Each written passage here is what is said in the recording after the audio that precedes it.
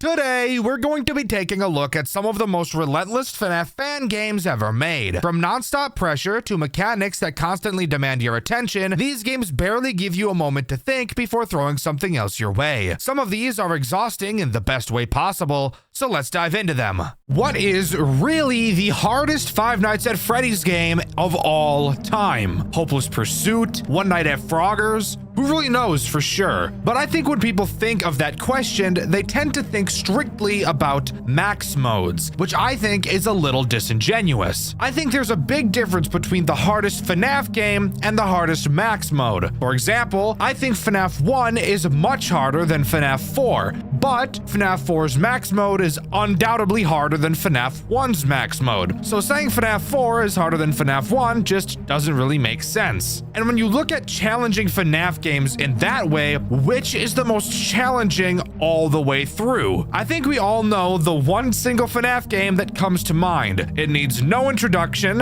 and I've been getting asked to play it for over a year at this point. That game is Post Shift 2 pre-patch version 1.0.0. I never wanted to make this video, yet here I am. This is by far the longest, most painful video I have ever made. So shut up, relax, as we jump right in to Post Shift 2. Before we even start talking about Night 1, there's something I need to get out of the way. I'm sure everybody already knows, but this game is literally massive. So big, in fact, that the developer had to export the game in 2 separate files since the entire thing couldn't be exported in one. Another thing I want to get out of the way really early is that I'm going to be very negative in this video. What else is new, right? But I do want to make it clear before I even say anything is that just because I say mean things about this game doesn't mean I don't appreciate it. People call it the hardest FNAF game ever made, even knowing that there are a whole lot more that are more difficult. This game earned that title for a reason, and it's not because it's a bad game. It was made by one guy over the span of 3 years. That is impressive, and this game is impressive. All right, now that I got that out of the way, and we know Reddit is going to ignore it when they bitch and moan about me not stroking the dick of every game I cover, we can actually start talking about the game the way I would any other game. Let's just start off by talking about the sheer size of the map in this game. The first 3 nights take place in an area of the game called Aisle 1. Apparently, just staying in the office with our feet nailed to the floor was just too easy. So now we have to walk around the whole fucking building as slowly as possible. I'll get to that in a second. Let's go over the room that we'll actually be starting in first. It's called the souvenirs area, and it's completely worthless as pretty much nothing happens here. However, it is in this room where we're greeted to hands down the most terrifying thing in this entire game. This massive fucking text box. This text box right here is how the game explains its mechanics to you. No phone call, no figuring it out for yourself, just dropping a goddamn novel on you and expecting you to read the whole thing. You might think to yourself,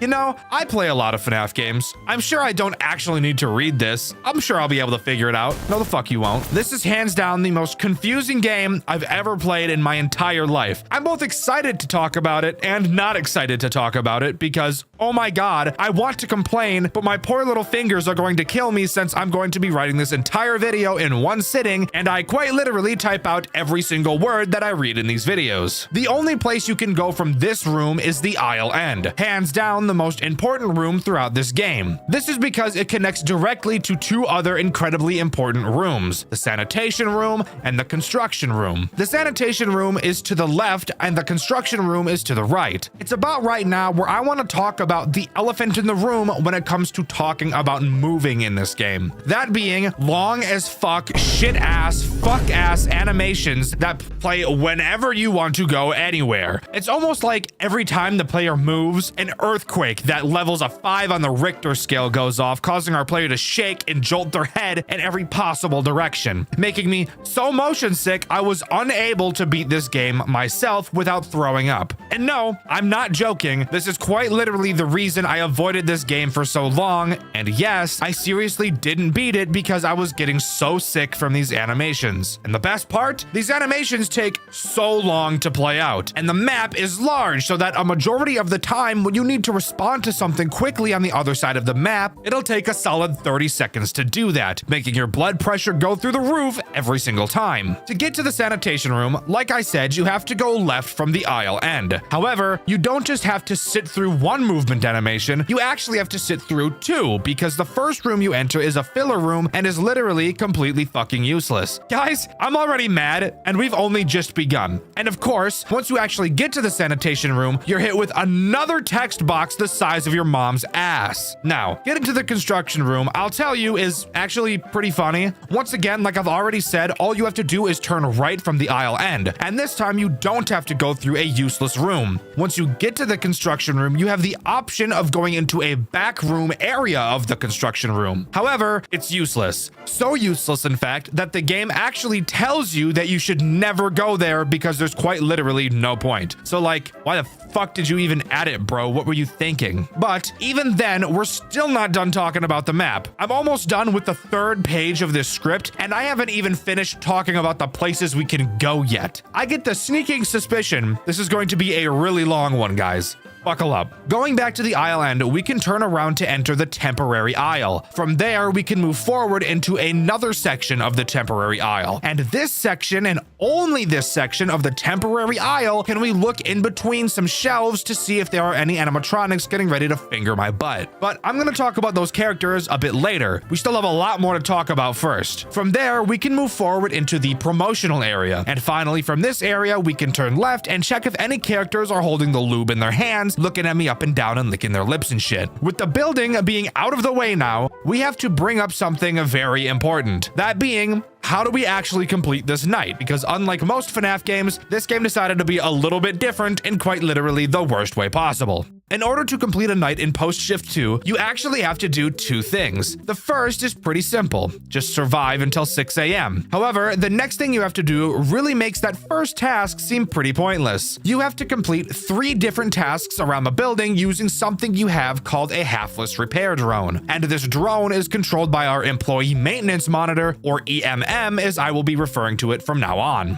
Now, we need to just take a second to relax. Guys, if you're not ready for some old school, classic Dexter White complaining, I highly suggest you come back to this video a bit later because that's going to be what approximately the remaining of this video is going to be. The requirement of using your EMM to complete tasks brings up hands down the biggest problem this game has to offer. It tells you literally fucking nothing. Do you want to know how to open the EMM? Well, it's pretty easy. All you have to do is hover over and click the left corner of your screen. Dexter, is that the top or bottom corner? Would you believe me if I told you the game didn't tell you? And better yet, would you believe me if I told you that quite literally the only time it tells you how to open the EMM is in the first room of the game in one sentence in a giant paragraph of text and literally never again? Would you believe me if I said that? Well, you should, because that's literally what happens. How in the name of fuck did the developer think that this was a good way to explain this to the player? Once you leave this room for the first time, this guide will never appear again. So if you either don't read that sentence or forget what it said, you're just not even going to know what the EMM is. This is insanity. But maybe I'm nitpicking, even though I know I'm not. Let's continue. Just kidding. I'm still not done complaining yet. Do you want to know something even worse than what I just told you? After you manage to open up the EMM, the game doesn't tell you that the repair drones are important. Well, it kind of does, but it doesn't make it obvious. The only place this game tells you that the drone is important is after you click the drone repair button. Then, once in the repair drone menu, if you look at the text box on the side, only in the third paragraph does it tell you that this drone is required to complete the night. Actually, what the fuck is going on right now? Someone tell me I'm not over-exaggerating. This is terrible. You people wanted me to play this. Why? However, at least the drone tasks we have to complete are super easy. The length of the nights in this game are 6 minutes and 30 seconds, so not that bad at all. A lot better than what I was actually expecting. All 3 drone tasks you have to complete are the same and really don't require you to do anything at all. All you have to do is open the EMM, go to the repair drone, view, and then start repairing. The repair process will take place in the background while you do whatever else it is you need to do. Each task takes 1 minute and 15 seconds to complete, and once it's done, you can go back into the menu and start the next task. After doing all 3 and surviving until 6 a.m., we can move on to night 2. But wait, haven't you forgotten? We're We're playing a FNAF game, and I still have yet to mention a single animatronic, even though we're over 10 minutes into this video. Is that not crazy? We're this far in, and I haven't even said a character's name yet. Well, no better time than the present, that is what they say. This night introduces 3 main threats, the first being Revenant Freddy. He's probably the easiest of the 3 characters that are introduced on this night. To start, he will appear in the promotional room leaning up against a shelf. When he's here, we really don't have to worry, as the game tells us that this just means he's getting ready to attack us. When he enters this phase, one of 2 random sound cues will play, and they sound like this.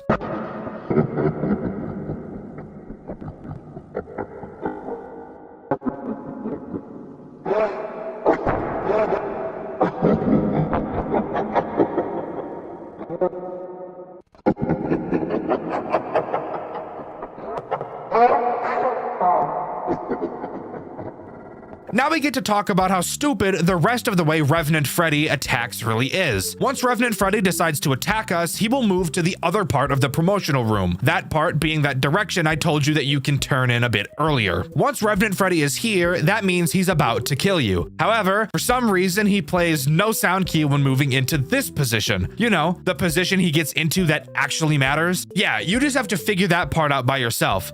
Sound cue for something retarded? Yes, please. Sound cue for something important? Nah. Now we get to talk about something else that is incredibly frustrating. That being how to deal with him. The way to do it is simple. Just go to the aisle end, open the EMM, select a drone. No, not the repair drone. This is a different drone, and then target Revenant Freddy and send it off. The actual problem with this is a common recurring theme this game has, literally never telling us fucking anything at all. In order to learn that this is what we need to do, we need to open the EMM and then click on the drone to read 3 paragraphs. And that's not the end of it. In these 3 paragraphs, where exactly it explains Revenant Freddy is probably a total of 1 to 2 sentences long. What the fuck? Like I already said, Revenant Freddy is the easiest character on this night. We still have 2 more to talk about, and I promise you, both of them are no less confusing. The next character to mention is Minotaur Freddy. What does Minotaur mean? Well, it stands for Micro-Implemented Neural Activated Transferable Energy Rotors. Damn. So tell me, Dexter, what does Micro-Implemented Neural Activated Transferable Energy Rotors Freddy do? I'm so glad you asked. Micro-Implemented Neural Activated Transferable Energy Rotors Freddy can attack you in 2 different places, in both the sanitation room and the construction room. Let's talk about the construction room attack first. Once Micro-Implemented Neural Activated Transferable Energy Rotors Freddy arrives there,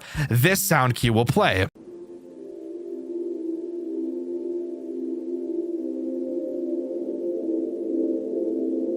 Once that sound cue plays, we need to drop everything we're doing and go to the construction area just so that we can watch Micro-Implemented Neural Activated Transferable Energy Rotors Freddy climb out of a hole in the floor. Once Micro-Implemented Neural Activated Transferable Energy Rotors Freddy climbs out of the hole, a 15-second timer will appear on the screen telling us to go to the promotional area. If you don't get to the promotional area by the time that timer runs out, Micro-Implemented Neural Activated Transferable Energy Rotors Freddy is going to butt bang us, and we just don't want that at all. Once we get to the promotional room in time, we will survive the attack for some reason. I don't really know why this makes us survive, but it does. Cool. Now, what about the other attack that Micro-Implemented Neural Activated Transferable Energy Rotors Freddy can do? Once again, this attack happens in the sanitation room. Once he appears in this room, another sound key will play letting us know he's arrived that sounds like this.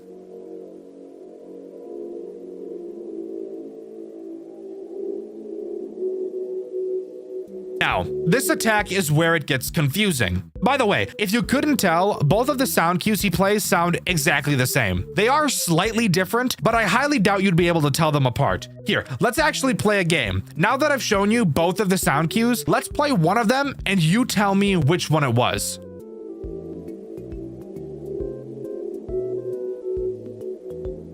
All right, did you make your guess as to which room that would mean Micro-Implemented Neural Activated Transferable Energy Rotors Freddy went to? Well, if you said the construction room, you'd be completely fucking wrong, because that's the sound cue he plays when he goes to the sanitation room. Anyways, once he's in the sanitation room and you get there, depending on how fast you got there will change the way this attack will play out. If you got there super quickly after the sound cue went off, when you open this vent, he'll look like he always does. Show up a little later, and for some reason, he'll have a rabbit ear. Why? I really don't fucking know. And if we wait a really long time before opening the vent, he'll look like another character we'll mention later, Revenant Bonnie. Why does he literally transform into another character? I actually have no idea. It makes no sense at all, but let's just deal with it. After seeing which version of micro-implemented neural activated transferable energy rotors Freddy we got, we'll have to open up the EMM and answer 4 questions. These questions being, does your Minotaur have a rabbit ear yet? Does it reside within the cleaning area currently? Does it almost look like a completely different character? And would you like us to revert the Minotaur's form? Obviously, depending on which version of micro-implemented neural activated transferable energy rotors Freddy that appeared, we will have to answer these questions differently. But if we answer them all correctly, then micro-implemented neural activated transferable energy rotors Freddy will leave and we'll be safe to continue doing what we were doing. And by the way, don't worry, I'll stop saying the full acronym now. I'll just be calling him Minotaur Freddy from now on. Now we get to talk about the final and most annoying threat this night introduces, Minotaur Foxy. Holy shit, this guy actually sucks so bad it's hard to breathe just thinking about him. Minotaur Foxy, like Minotaur Freddy, can attack from 2 different places. He can either go to the promotional area or can go to that special place in the shelves we can look through in the temporary aisle. In both locations, you have to deal with him in the same way. It's just finding him that's the problem. Speaking of, once he spawns, he'll play this sound cue.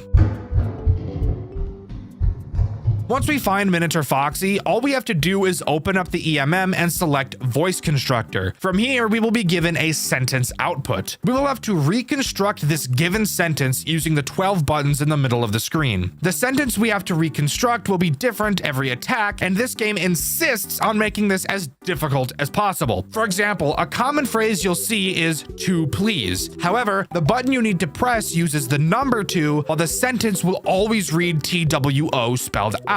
It's confusing for the sake of being confusing, and I fucking hate that. Also, I'm sure it's obvious, but none of the ways we defend ourselves from characters in this game make any sense at all. I'm not going to waste your guys' time by talking about how they don't make sense every time we bring up a character, but just know I do think they're all stupid. Also, just one more thing I want to complain about before we move on. This game tells you that the stupid shelf place exists and that Minotaur Foxy can appear there literally in 1 sentence in the middle of a text box in the tutorial. This is by far the biggest problem this game has. I know I've said it a lot, but it just doesn't fucking tell you anything at all. One more thing I have to mention before we move on are the bonus objectives in this game, because of course this game has those. 2 of the bonus objectives on this night are quite literally impossible to miss as long as the night is completed. Those tasks being survive Revenant Freddy twice and survive Minotaur Foxy once. And that will always happen on the first night, so you don't even have to think about it. The only other 2 tasks on this night can be failed, however, it's pretty unlikely that you will. The first requires us to beat the night optimally, and there's actually something in the night that tells you how optimal the night has been so far. And the way you keep it optimal is just by doing the drone tasks as fast as possible. The only other objective on this night is completing the night at 6 a.m. with less than 10 excess seconds. This is referring to the fact that after you reach 6 a.m., the night won't end until you finish your tasks. Once you reach 6 a.m., the game will start an excess seconds timer. So as long as you complete all 3 of the drone tasks before 6 a.m. happens, then you'll complete this objective, which, considering the tasks only take 1 minute and 15 seconds and the night is 6 minutes and 30 seconds long, this really shouldn't be a problem. Alright, with all of that out of the way, it's finally time to move on to night 2. Holy shit. We're just over halfway through the length of a normal Dexter White video, and we're only on to night 2. Editor, I'm so sorry. Night 2 is completed in the exact same way as night 1. Finish all 3 repair drone tasks and survive until 6 a.m. However, for some reason, night 2 is 7 minutes long instead of 6 minutes and 30 seconds. Why is this the case? I have no idea. But don't let yourself get fooled into thinking this night is going to be as easy as night 1, because it's not at all. Because the AI ramping of these characters is actually ridiculous. And on top of that, we actually get 2 more characters thrown on us as well. The first threat introduced on this night is Minotaur Baby, and she is probably the easiest out of all the animatronics we've seen so far. Occasionally throughout the night, you will hear this sound cue.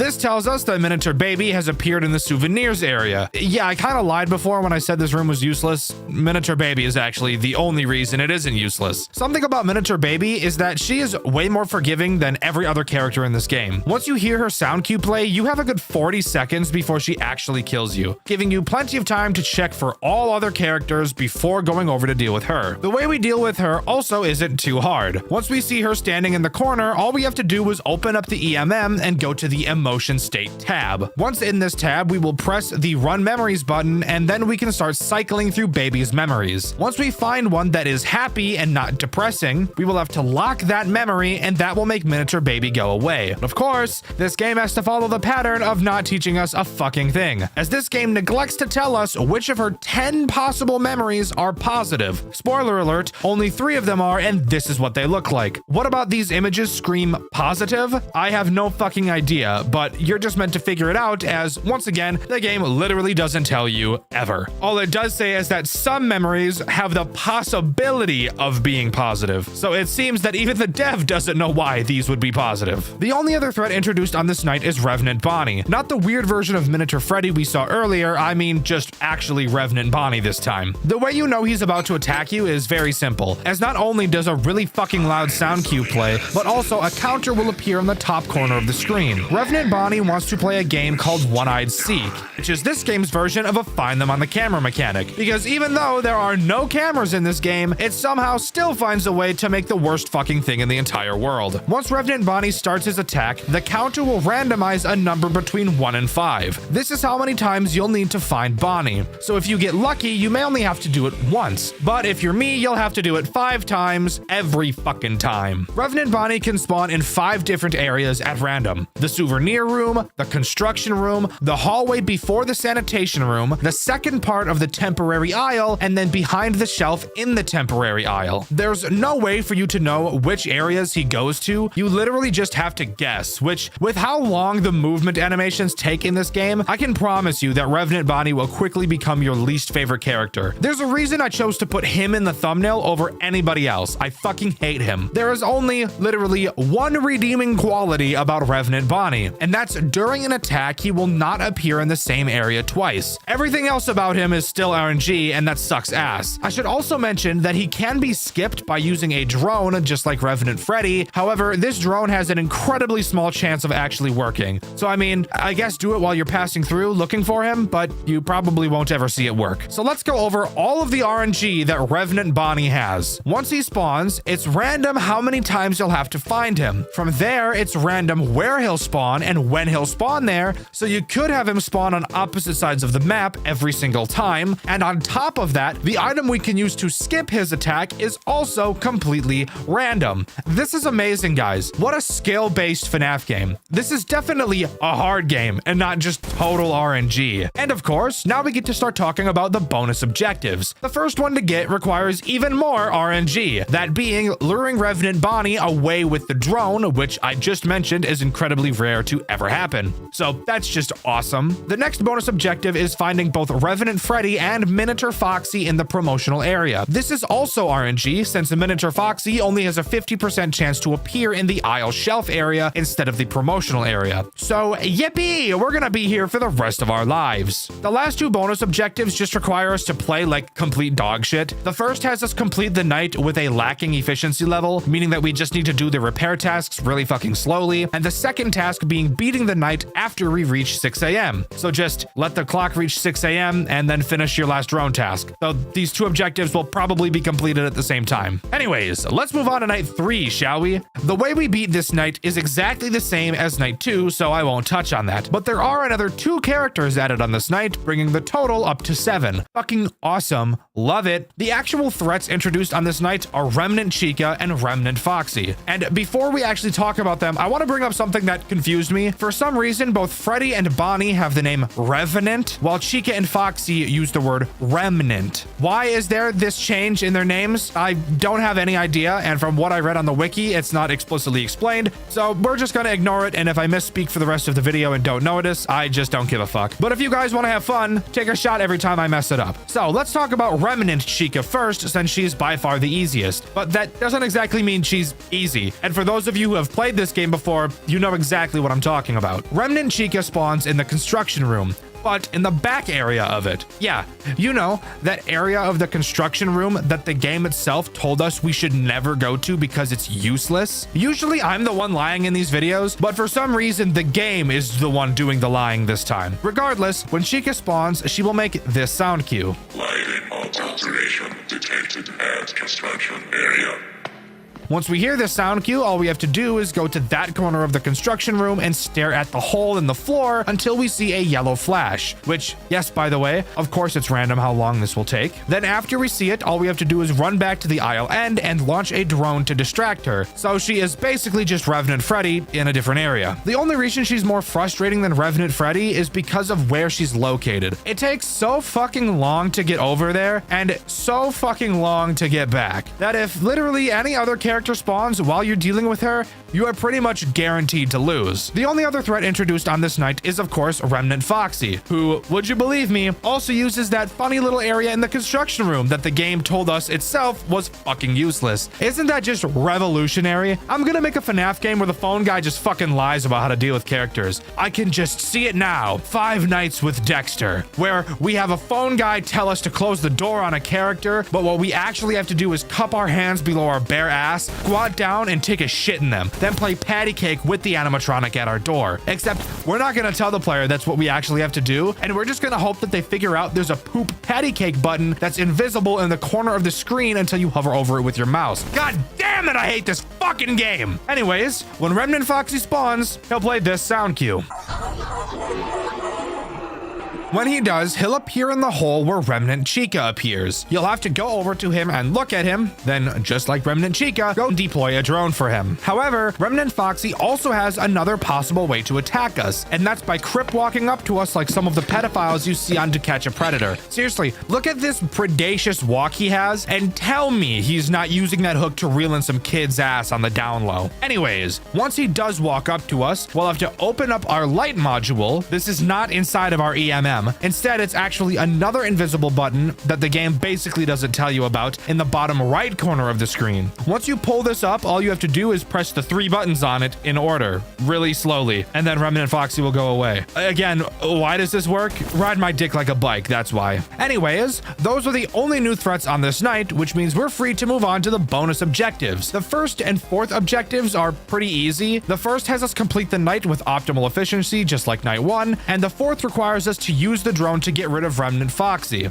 By the way, this has a typo in the menu, so that's cool. The other two threats are pretty unique, however. The first tells us to use input lag on our monitor for 3 minutes during the night. I'll talk about that one in just a second because it's really fucking weird. So let's talk about the other one first. The other one being view Remnant Chica before she attacks you. Now, of course, while I was explaining her mechanic, never once did I say that you actually see her, and that's because you don't. However, once you get back to the aisle end, before deploying the drone, you can actually turn around and see Remnant Chica standing behind you. This is all you need to do. So not very difficult at all, but it's kind of cool, I guess. Anyways, now we can talk about the input lag objective, which is really weird. I've neglected to mention something pretty important up until this point, and that's that the EMM actually has a battery life. And the more you use it, the more it decreases because that's just how power works, dumbass. Input lag is a special mode you can put your EMM into that causes your EMM to use less power throughout the night. However, at the expense of your mouse just teleporting somewhere random around the screen at random whenever it feels like it. I've not mentioned this input lag option before either because it's like completely fucking useless, but the objective forces us to use it for at least 3 minutes throughout the night. It actually sounds a lot worse than it actually is, and it makes our shit drain less power, and with how much you'll be using it during this night, that's actually much more helpful than it is hurtful. But with that, we can move on to night 4 and the second part of this game, because if you remember like 800 years ago, I mentioned that this game was too big to fit into a single game. Alright, this is where the game starts to get fucking insane, so really prepare yourself for this. Night 4 introduces a brand new area to the game and a shitload more threats to deal with. This new area is called the Miniature Containment Room or something like that. I can't remember and I'm too lazy to look it up. I know, I'm an amazing YouTuber, aren't I? This area is a lot smaller than the map we've gotten used to, but it's also only used for a single night, so that's probably why. The main room we'll see is the Containment Area, in which we can see one of the characters this night introduced introduces Remnant Puppet. Turning to the right, we have some fucking boxes, and turning to the right again will show an area where we can see Remnant Balloon Boy. Going back to the main room, we can look under the desk, and I'll mention why later. And finally, turning to the left from the main room, we can climb up a ladder, which legitimately takes about 6 fucking seconds of animation time. Oh my god. And once we're up here, we have our main view of the place, and we can turn around to look at more fucking boxes. Now we can talk about how we beat this night. Well, that's pretty easy because all we have to do is survive until 6 a.m. Oh wait, I'm sorry. Did I say 6 a.m.? We actually start at 6 a.m. on this night, and for some reason we have to survive until 12. It doesn't really change much, but just thought it was something I should point out. And now is when I have to tell you the news that is going to make your penis burst like a balloon. There are 8 new animatronics on this night. Technically, a few of them we've already seen before, but of course, since we're in a new area, they do something completely different. 8 fucking characters, all brand new mechanics, and I have to learn them. That's it. I'm done. Fuck it. I'm done. I'm done. I'm not doing it. Fuck. Damn it. Not really, of course. Just look at the length of this video. We've still got a long way to go. So let's just rip the band-aid off. So let's start by talking about the most important tool at our disposal during this night, that being the simulation monitors that we can view in the main area. Inside of this simulation is where 4 of the characters are active, these characters being Miniature Baby, Miniature Freddy, Miniature Balloon Boy, and Miniature Ballora. I'm going to talk about all of these 4 characters at the same time since they all pretty much do the exact same thing. Occasionally, any of them inside of the simulation may become pissed off about who knows what and ask you for something. On the side of the screen, you will see we have an inventory of 5 items. So if a character asks us for pizza, for example, then we have to click the pizza to give it to them. And yes, all of the characters in the simulation are humans, but if we fail to give them what they want, they will appear right next to us as animatronics and rail us from the back while using our ponytail like a handle. These 4 characters don't have any sound cues for when they're upset. However, that's where this virtual discontent percentage comes into play. For each character, whenever they get mad, they will increase this percentage by 25. This is how you know you need to go deal with one of them. Not very hard, but they're really just a problem because of the goddamn animations we'll have to deal with. Now we can move on to talking about the 4 remaining animatronics that are always physically right next to us. Let's start by talking about the easiest, that being the Miniaturinas. They appear under the desk, and they only appear if either your surrounding activity or your virtual discontent reach 30%. And once they appear, they will never leave. To prevent them from attacking you, all you have to do is occasionally check on them so they don't kill you. However, let me tell you a little secret. If they ever appear, you should just restart the night because that's a lot easier than having to actually constantly check on these fuckheads. It's a lot more convenient to just make sure these percentages never reach 30%. The next easiest character is a Remnant Balloon Boy, and he's easy because he's just the Miniaturinas, except he's always there. He's located directly behind us, and all we have to do is stare at him to prevent him from moving. So you should really just spend a majority of the night doing exactly that. The next character I want to talk about is Miniature Puppet. Just like pretty much every other character so far, Miniature Puppet also makes no sound cue when she arrives. Instead, you'll be able to tell she's spawned once the surrounding activity increases by 5%. When she does, you'll want to quickly move up the ladder and see her floating in the air, farming aura. Once we stare at Miniature Puppet long enough, another character named Venta Puppet will appear directly in front of us and start exhaling his rank-ass breath right in our face. Once Venta Puppet appears, we'll have to spam click the outer edges of our screen to like escape his grasp or something.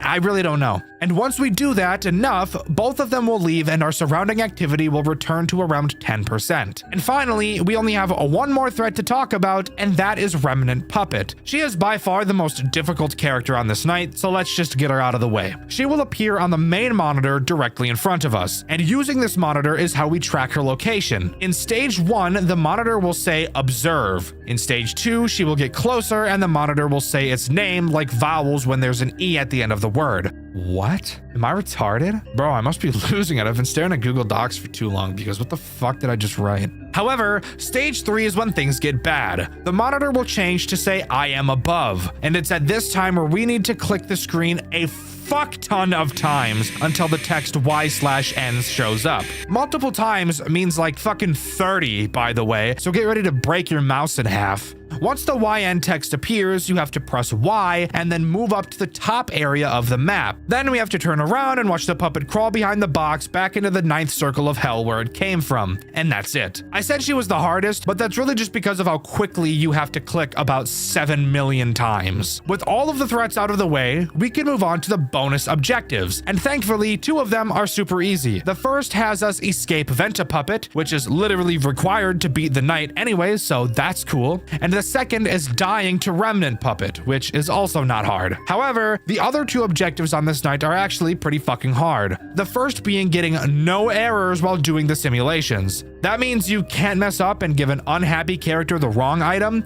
or give a happy character an item at all because they didn't ask for one. This is only hard because understanding which each item is kind of weird since the pictures make no sense. And finally, the hardest objective in both this night and the entire game so far is to not have Remnant Balloon Boy move from his starting position throughout the whole night. This just means we have to stare at this fat, ugly piece of shit for the majority of the night. However, this becomes really difficult when we factor in that this is entirely dependent on RNG and hoping that we don't get attacked by 2 other characters at the exact same time. And that's all Night 4 has to offer. And it's honestly such a nice breath of fresh air compared to the first 3 nights, since aside from that one bonus objective, there's literally no RNG at all and it's completely skill-based. Of course, the game still does a fucking horrible job of explaining anything. I've just kind of stopped mentioning that at this point because if I didn't, it would really quickly become 80% of this entire video. All right, moving on to Night 5, and this is where the game really brings its difficulty to the max. Sure, this entire game has been really fucking hard so far, but Night 5 and especially Night 6 are just completely fucking ridiculous. So let's get right into it. Night 5 only has 4 threats to deal with, but they're all new, and on top of that, we have another massive map to learn. And each character has an entire section of the map dedicated to them.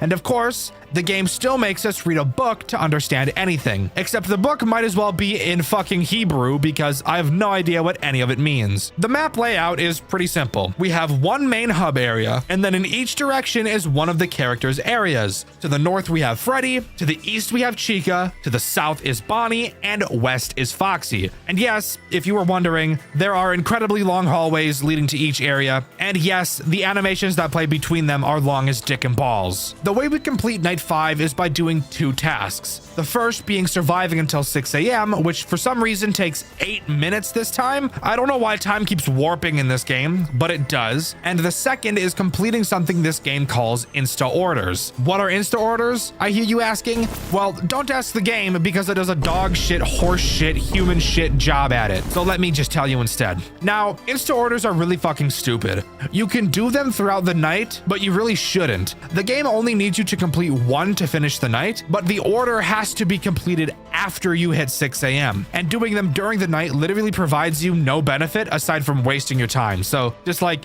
wait until 6 a.m. to do them. The next thing we have to do once it's actually time to do the order is to establish a web line or something. To do that, all you have to do is open the monitor and press Q to open the additional monitor. Now, you might be wondering why I told you that you need to press Q. I never talk about the keybinds in FNAF games unless they're really fucking dumb. Well, that should have been the key takeaway there because this keybind is really dumb. The reason it's so dumb, well, I'm not kidding.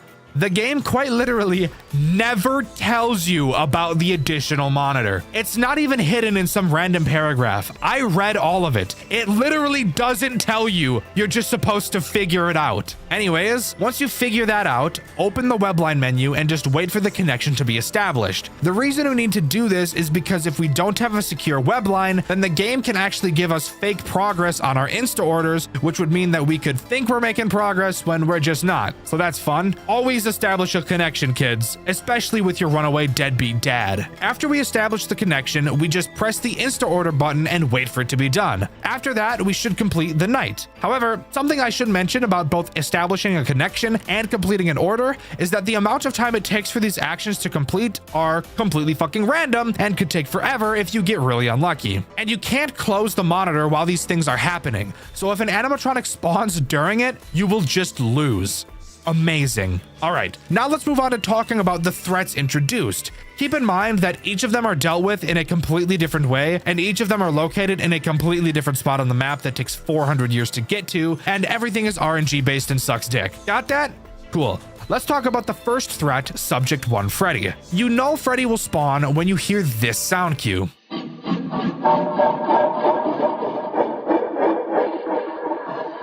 Once we get to Freddy, we will see him playing the piano like Beethoven. I think Beethoven played the piano. I don't know. That could be wrong. I really don't know. All we have to do is open up our monitor and select Song Data Bank. From there, all we have to do is correctly select which song Freddy is playing. He will be playing one of 4 songs, and of course, there's no way to know which one is which unless you already know them. I'm not gonna waste your time playing all of them for you, but just know that this is some bullshit trial and error. Once you choose the right song, Freddy will fuck off. The next threat we're going to talk about is Subject 2 Foxy. The way he works is pretty interesting, but that's because he has 2 forms of attack. The first is really easy and is literally just Freddy, but easier. You will hear a sound cue that will play a random hertz number. 440 hertz. Once you hear it, all you have to do is go over to Foxy's curtain, open your monitor, and go to sine waves and press whichever hertz number you heard. His other attack, however, is where it gets interesting. Once again, you will hear a sound cue, except this time it will just tell you to go to Foxy's stage. Foxy aggression detected. Move to Foxy's stage. Once you get there, you'll notice that you can't see Foxy poking his head out of the curtains like you saw last time. What you have to do is open up your monitor and then open the extra monitor and click cameras. This will show a camera inside of Pirate's Cove. You'll have to wait for Foxy's eyes to disappear, then close your monitors and click at the button at the bottom of the screen that says declare missing Foxy eyes. And of course, if you were wondering, the game literally doesn't tell you this fucking button exists at all. So that's just cool. Next up, I want to talk about Subject 3 Chica, who, I'll be honest, I still don't really understand how she works, but dealing with her is super easy. And I know that doesn't make sense, but just shut the fuck up. It'll make sense in just a second. When Chica attacks, she will make this sound cue. Tower is now being brought into stage. Once she does, all you have to do is go over to her section of the building, open the monitor, select override power, and then press cut, and this will make her go away. That's literally it. You might be wondering how I'm confused about that if I just explained it, but lucky you, that's what this next part of the video is all about. The reason why Chica confused me so much is the unbelievable amount of other shit that we can do to interact with her. To start, you can use oxygen removal, which will prevent Chica from killing us for 90 seconds, but will also force us to wear our mask, which, by the way, I know I haven't mentioned, but shut up, and we'll have to wear that mask the whole 90 seconds. We can also use something called a temporary fix, which will make Chica literally disappear for the rest of the night. However, from that point forward, every hour in game has a 1 in 4 chance of killing us immediately. We can use something called Prevent, which will stop Chica from ghosting for 120 seconds, but as a result, she'll become more hostile. And if you don't know what ghosting means, me too, bro. What ghosting means is that she'll just damage your mask. You might ask how we know that she's damaging it, and when she damages it. Maybe there's a sound cue, maybe there's a... Nope! The game just doesn't fucking tell us, so I have no idea, and I can't answer that question. So my main question is just, why the fuck does all this extra shit exist? You literally don't have to use any of it. Dealing with Chica is so simple, there's actually no point in using any of it at all, and in all honesty, we'll probably end up making the night more difficult if you do, rather than just dealing with her normally. And finally, we get to talk about my least favorite character, Subject 4 Bonnie. Easily the most confusing character in the entire night. Except unlike Chica, he's confusing because it's actually him who's confusing, and not all of the mechanics. Bonnie is pretty much just Freddy, but a little bit different. Where when you're dealing with Freddy, he'll play one of 4 different songs. Bonnie will instead play the same song with just 4 different versions of it. If that was confusing, that's what I meant. His song sounds like this.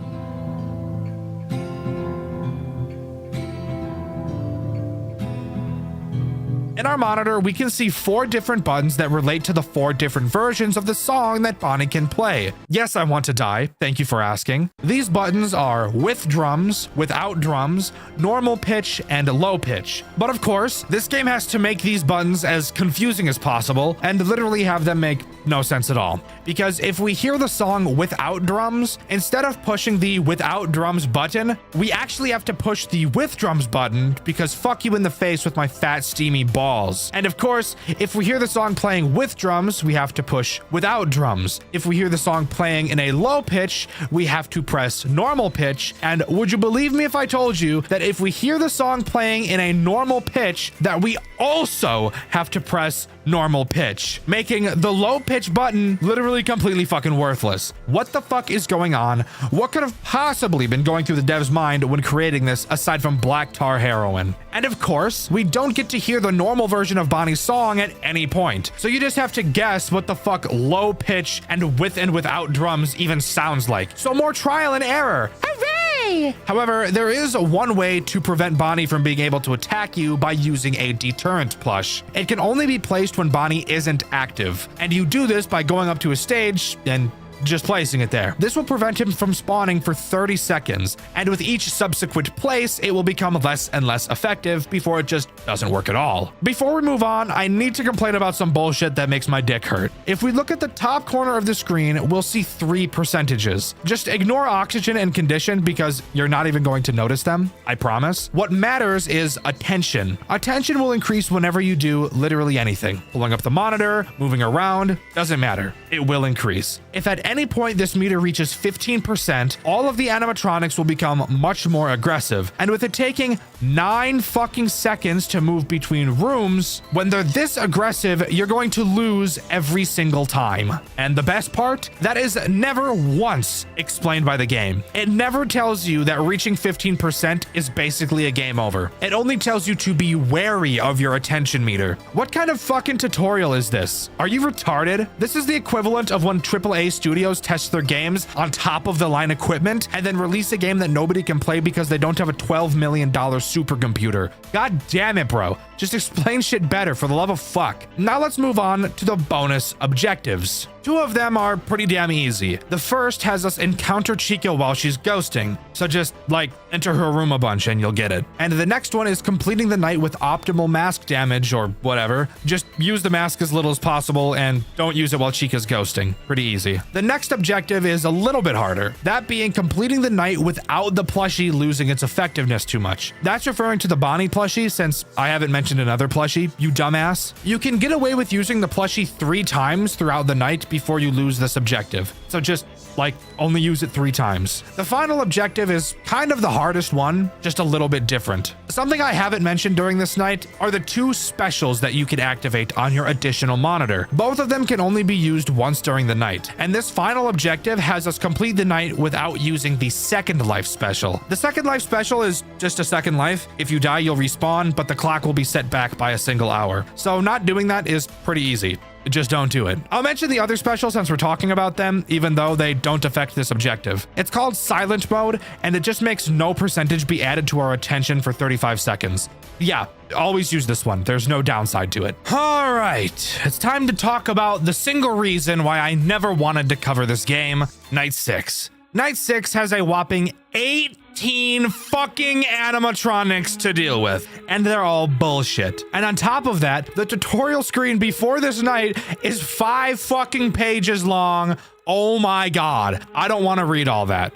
But I'm making this video, so obviously I read all of it, or else I wouldn't be able to tell you what you have to do. Let's start by talking about the map. Thankfully, the map is only 1 room.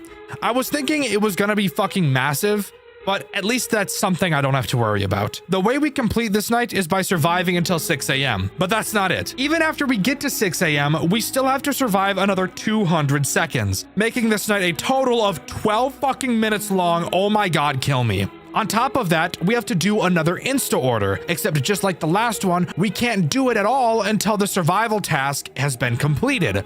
Amazing. However, I do actually have some good news for you. This night is split into multiple sections, and 3 of those sections have checkpoints, so not all hope is lost. But don't let that fool you. This is by far still the hardest night in the entire game. The first section is from 12 a.m. to 2 a.m. and has us go up against the subject animatronics from night 5. Section 2 is from 2 to 4 a.m. and has us go up against Remnant Puppet, Miniature Puppet, Remnant Balloon Boy, Remnant Ballora, Miniature Baby, and Miniature Balloon Boy. So yeah, pretty much just everything all at once. I love it. After beating this section is where we get our first checkpoint. Then we move on to section 3, which is from 4 4 to 6 a.m. and has us deal with Revenant Freddy, Revenant Bonnie, Remnant Foxy, and Remnant Chica. And after this section, we also get another checkpoint. And finally, we move on to section 4, which is just those final 200 seconds, which have us defend ourselves from 2 new threats called Revenant's End and Amalgabot. I'm not excited for those two, but we'll talk about them in a little bit. Let's start with section 1 and Freddy. Freddy will appear in the vent walkway's view. To get rid of him, all we have to do is open our monitor and press the numbers 1, 2, 3, and 4 in quite literally any order. It doesn't matter, so I don't even really know why they're numbered. I guess the dev was just running out of ideas at this point. Foxy is also really easy. He'll appear in this area. Don't even remember the name, don't really care, and I doubt you do either. All you have to do is press the load voice on our monitor, and he'll go away. Once again, they're running out of ideas, and it's really showing. The only problem with Foxy is that he's really far away from everybody else, and after pressing the button, you have to wait like 10 seconds before you can continue. Chica is also incredibly easy. She'll appear at the prototype table, and if we happen to see her little doggies peeking out from behind the table, all you need to do is pull out your Chica plushie and turn it around. Yes, turning it around is a different action from pulling it out. Don't ask me why. This will cause her to go away. Again, super easy. I see why there's no checkpoint at the end of this section. Bonnie is the last character in this section, and he's by far the hardest. Just like Night 5, he'll play his stupid song, and you have to press a button correlating to what the song sounds like. Except this game, of course, had to change the way this shit works for some reason. The buttons this time are normal pitch, low pitch, with drums, and glitched guitar. Except unlike last night, where we had to press the opposite button most of the time, this time we actually have to press the correct button because fuck you. This section also mentions 2 additional characters, Golden Freddy and Shadow Freddy. However, I'll talk about Golden Freddy later since he's always active, and from what I could tell from watching a few different playthroughs of this game, because again, I was unable to do it for myself without getting very sick. I never once saw anybody see Shadow Freddy, so I'm just gonna assume he's bugged. Now we get to move on to section 2, which is much fucking harder than section 1. Like, a lot fucking harder, oh my lord. Let's just start by talking about Remnant Balloon Boy. He appears at the communication area. He will slowly open up his chest throughout the night, and all you have to do is click it every once in a while to stop him from boinking us. The next threat is Miniature Puppet, who can spawn on your cameras at random. Of course. Oh yeah, there are cameras on this night. I just didn't say that because it wasn't relevant before. All you gotta do is stare at him and he'll eventually disappear. Just to find them on the camera character because I hate my life. Miniature Puppet doesn't kill us if we fail to do so. He just becomes an annoying hallucination on our screen. And to get rid of him, we have to stare at Golden Freddy's stage. And I'll explain why that's a problem a bit later. Miniature Baby is who I'll talk about next, and she's probably the easiest character here. Just like the previous night she was in, all you have to do is look through memories for good ones whenever she attacks, and she'll go away. This has the same problem as her last problem, so I'm not gonna mention it and just move on because this video is already long enough. Remnant Puppet is another pretty easy character. He only spawns on camera 5, and if you ever see him there, just press the button in the corner that changes the camera position and he'll go away for some reason. Since you'll be checking for the other puppet all the time, this guy really shouldn't be a problem. The next character I want to talk about is Miniature Balloon Boy, who is just really fucking annoying. He will want to play a game called Hide and Listen. Not quite the name of the game, but he tried his best. When he wants to play it, you have to hide under the table with him. Once you hear him leave, you can get out from under the table, and congrats! You've just played the most boring game of all time. The final character during this section is Miniature Ballora, who is pretty much just Foxy from the first section. She appears in the same area, except instead of pressing one button, we have to open the side panel and press a different button. Oh, wow. Section 3 is where it starts to get fucking insanely hard. Revenant Bonnie is probably the easiest, so let's start with him. He spawns at either the Foxy Ballora place or on Golden Freddy's stage. For both of these, all you have to do is open your camera and launch a drone to distract him because his autistic interest is drones, and that's it. Revenant Freddy is the next character I want to talk about, and I'll be honest, compared to like all of the other characters on this night, he is so much more complicated for like no reason at all. When he spawns at the prototype table, he will be playing music. You have to listen for when his song plays 2 of the exact same notes. When he does, you'll have to use those Freddy buttons from earlier, except instead of pressing them in any order, you have to press them from largest to smallest. After doing so, you then need to open the camera and reset the song from there. Why is that reset song button in the cameras instead of the monitor? I literally have no fucking idea. I really just want to be done writing. I've been doing this for the last 5 hours. I'm not even joking. I've been scripting for the last 5 fucking hours. The script here, you see, look, that's what I said, oh wow, and then I told the editor to put this video right here, isn't that cool? And we got a cat down here. Sup, kitty? Yeah, you heard that? That was her saying, it's some fucking bullshit, stop writing. I'm like, bro, I wanna. Damn. Remnant Foxy is super similar to Freddy because he's also complete bullshit. He will spawn under the table, and when he does, we also need to get under the table with him, I guess. I don't know why. From there, we need to open the cameras, which will now for some reason display his memories instead of cameras. What the fuck is going on? Once there, we need to select a negative memory, and that will scare him away. Do you got all this? I hope so, because if you don't, you wouldn't be able to play this game for yourself, because I had to extract this shit from mountains of text. Meanwhile, I'm just spoon feeding it to you. The final threat in this section is Remnant Chica, who is probably the easiest. She works the same as Subject 3 Chica.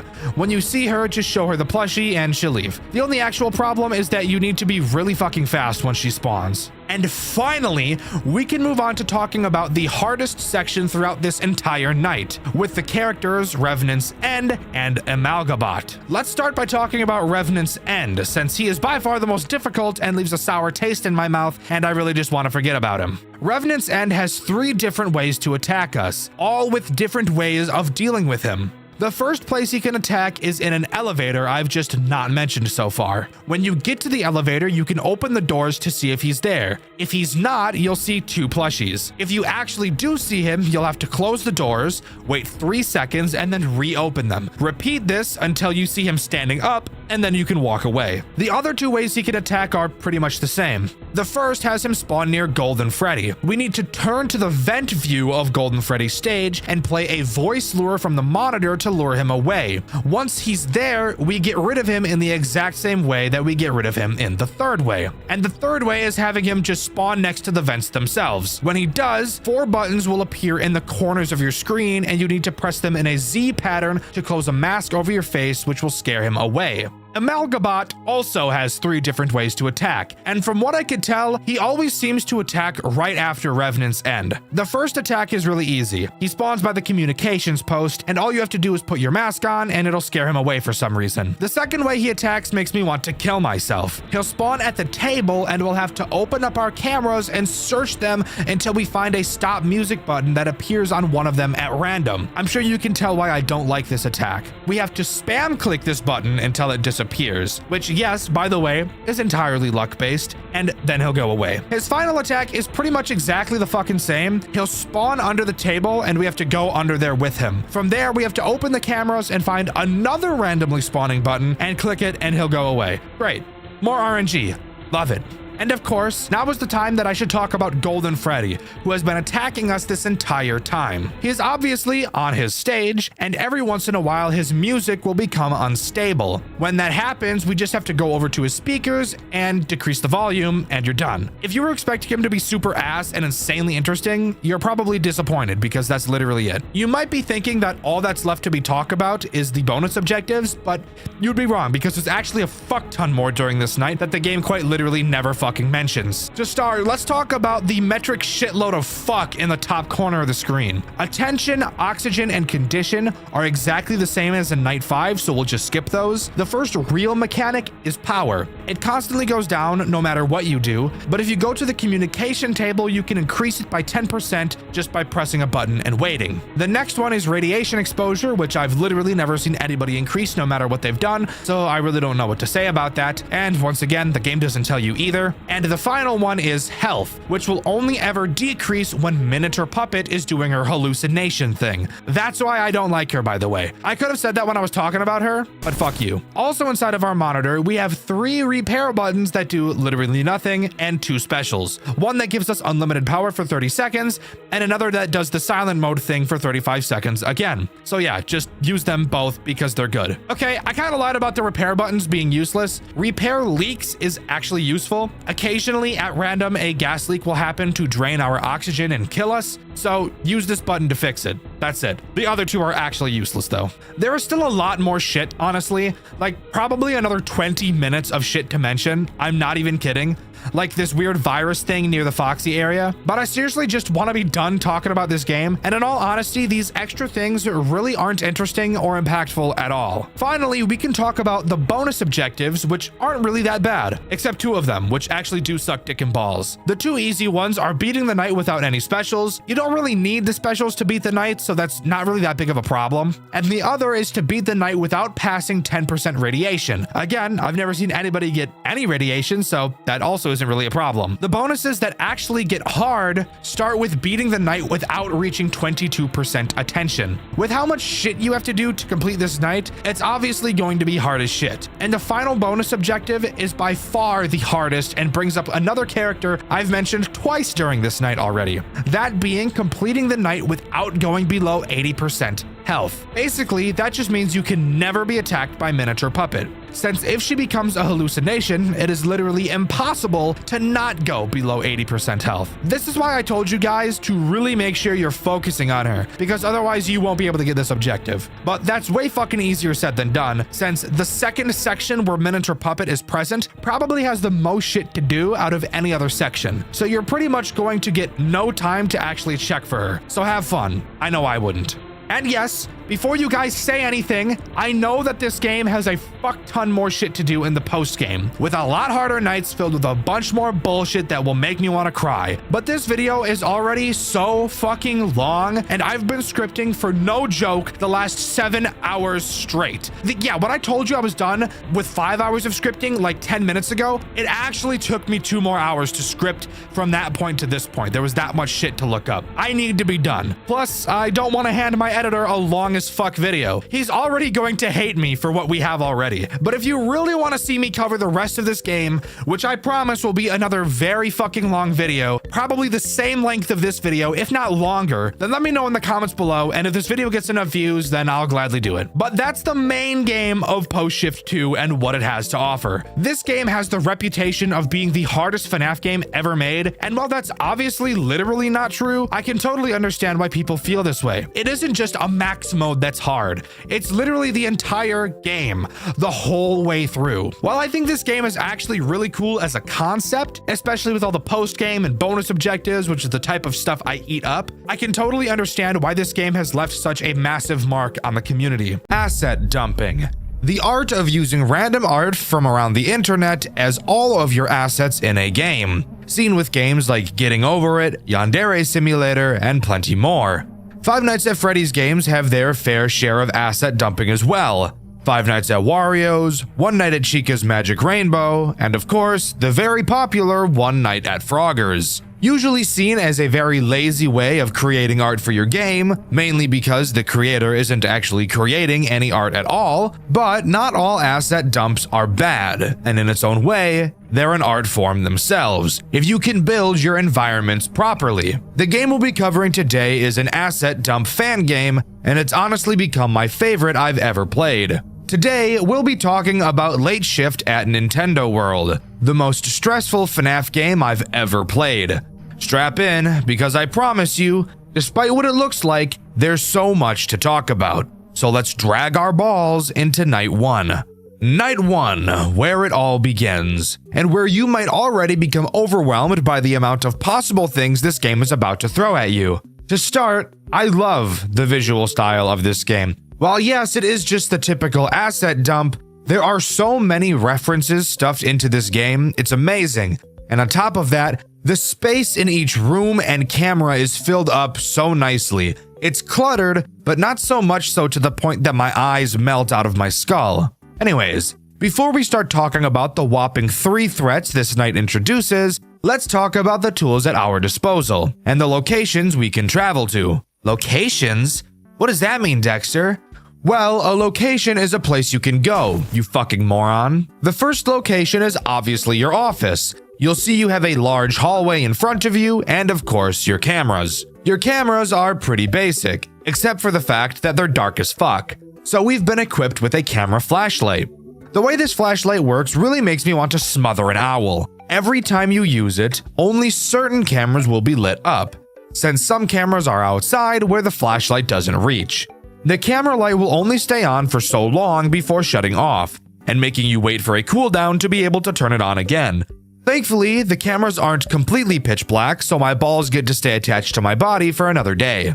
Now, let's talk about the second area you can go to, the outside fence area. Turning around, you'll find a large electric fence. You can tell it's an electric fence because it tells you so, which is very kind. You can hold down a button to charge up the electric fence, and when it charges, the fence will be shocked. Pretty sure that's not how an electric fence works, but to each their own, I suppose. And finally, the last place you can travel is the back shed. The only thing you can do here is hold the door to lock it. While that may seem a bit eerie and intimidating, you'd be right. It really is. But worry not. I'll cover why this place is so important in a little bit. With all of that out of the way, we can talk about the 3 threats this night introduces. Let's start with the main attraction himself, Mario. Mario is disgusting. Literally, look at this model. What the fuck is this thing? Ew. Dude, that thing is fucking nasty. Anyways, now that we're done pointing and laughing at him, what does he do? Mario will work his way to your office through 3 cameras. On each of these cameras, above your light button, you'll notice a music button also appears. If you ever see Mario on one of these cameras, simply press the music button and he will be pushed back 1 camera. Note that he won't be pushed all the way back to his starting camera. So if he travels through multiple cameras, you'll have to follow the cameras pushing him back 1 by 1. Very simple character. As long as you're constantly watching him, which you probably will be, he really shouldn't be an issue. The second threat this night introduces is Mario's taller, skinnier, and much more fuckable brother, Luigi. I'd let his mustache tickle my taint. What?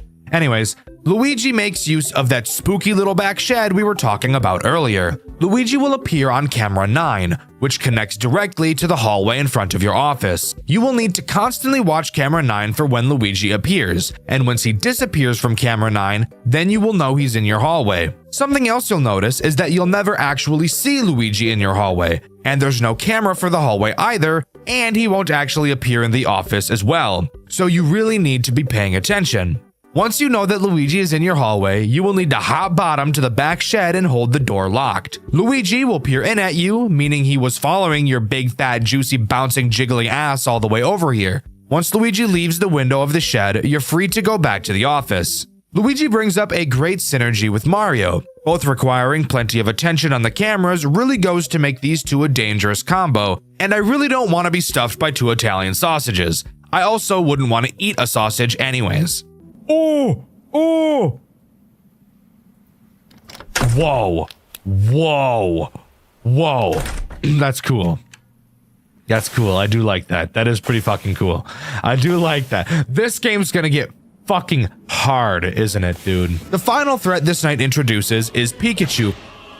For some fucking reason. But whatever. Pikachu makes use of the big electric fence behind you. Occasionally, Pikachu will be visible behind it, and this is when you'll notice that apparently Pikachu came from fucking Jurassic Park because this fat motherfucker is the size of Jupiter. Of course, once you see Pikachu trying to get a peek at your pecker, see what I did there? All you have to do is charge up the electric fence and give him a taste of his own medicine by shocking him like he does to Ash, and he finally will leave you alone again. I can handle a lot, but I personally think an 18-foot tall Pikachu meat between my buns would be a little too much for me. But if you can manage to learn how all these characters work together, you'll move on to Night 2. Night 2 introduces a plethora of new threats, signaling to me that this may be one of the most challenging FNAF games I will ever play. It's only Night 2, and 2 new threats are added, bringing the total number of threats on Night 2 all the way up to 5. So let's talk about them. The first threat introduced on Night 2 is Kirby.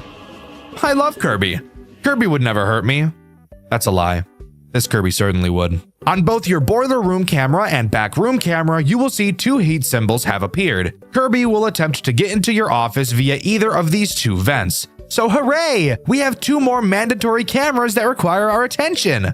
The way you deal with Kirby is simple. Same as Luigi. When he enters the camera, all is good. But the moment he disappears from the camera means he's about to start rolling through your vent and into your office. When he disappears, hit the heat button to scare Kirby out of the vents. The heat only lasts 1 second, however, so you really need to make sure you time it properly. However, now is the time I get to tell you about the worst and most frustrating character we've seen so far, Meta Knight. That's right, we get 2 Kirby characters introduced at once, and just like Meta Knight in Smash Bros, he is an annoying pain in the dick. Meta Knight acts as a Foxy-like character in this game. He will appear in camera 2, which is the entrance. He will make his way through a few stages, and once he disappears from camera 2, he will charge at your office, and you'll be able to hear his footsteps quickly approaching. What you'll have to do is, as fast as you fucking can, run to the back shed and lock the door. Come in real close for me, just for a second. I'm gonna whisper this in your ear, so make sure you turn your volume up so you can hear me. You got it? Yeah? Volume all the way up? Okay, great. Don't let anyone know I told you this, okay? Meta Knight is so goddamn cock-sucking fast! You barely have any time to react once you hear his footsteps coming. You quite literally have just enough time to get to the back shed and close the door. This motherfucker is brutal.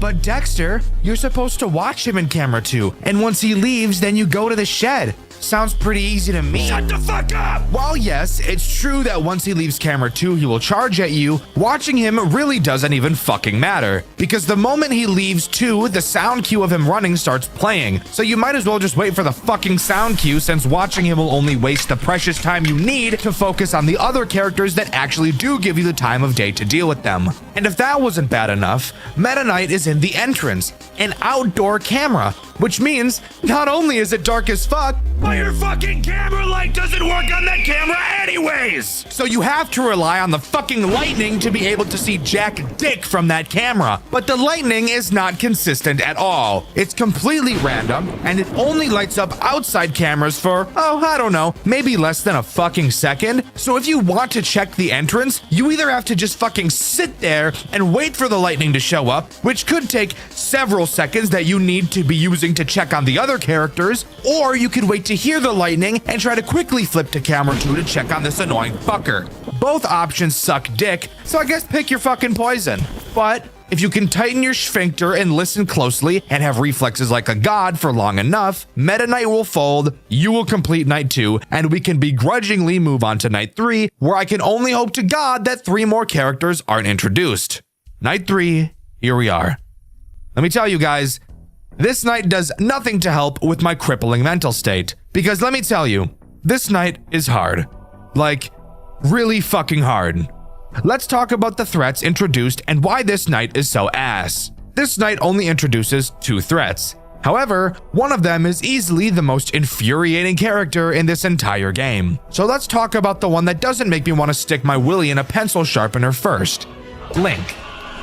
Link appears in the courtyard where we deal with Pikachu. You'll notice on this night that as you go to the courtyard, you'll now be equipped with a metal pipe. This pipe is used as a form of defense against Link. When Link appears in the courtyard, he will giggle really fucking loud to let you know he's there. You will have to hit him 3 times in order for him to go away. Every time you hit him, he will teleport to a different spot on the screen. However, you can only hit him when the Majora's Mask's eyes are red. If they're blue, you'll have to stare at him until they turn red before you can start hitting him. This brings up even more evil synergies with fuck-ass Meta Knight, since you won't be able to pass him until you kill him.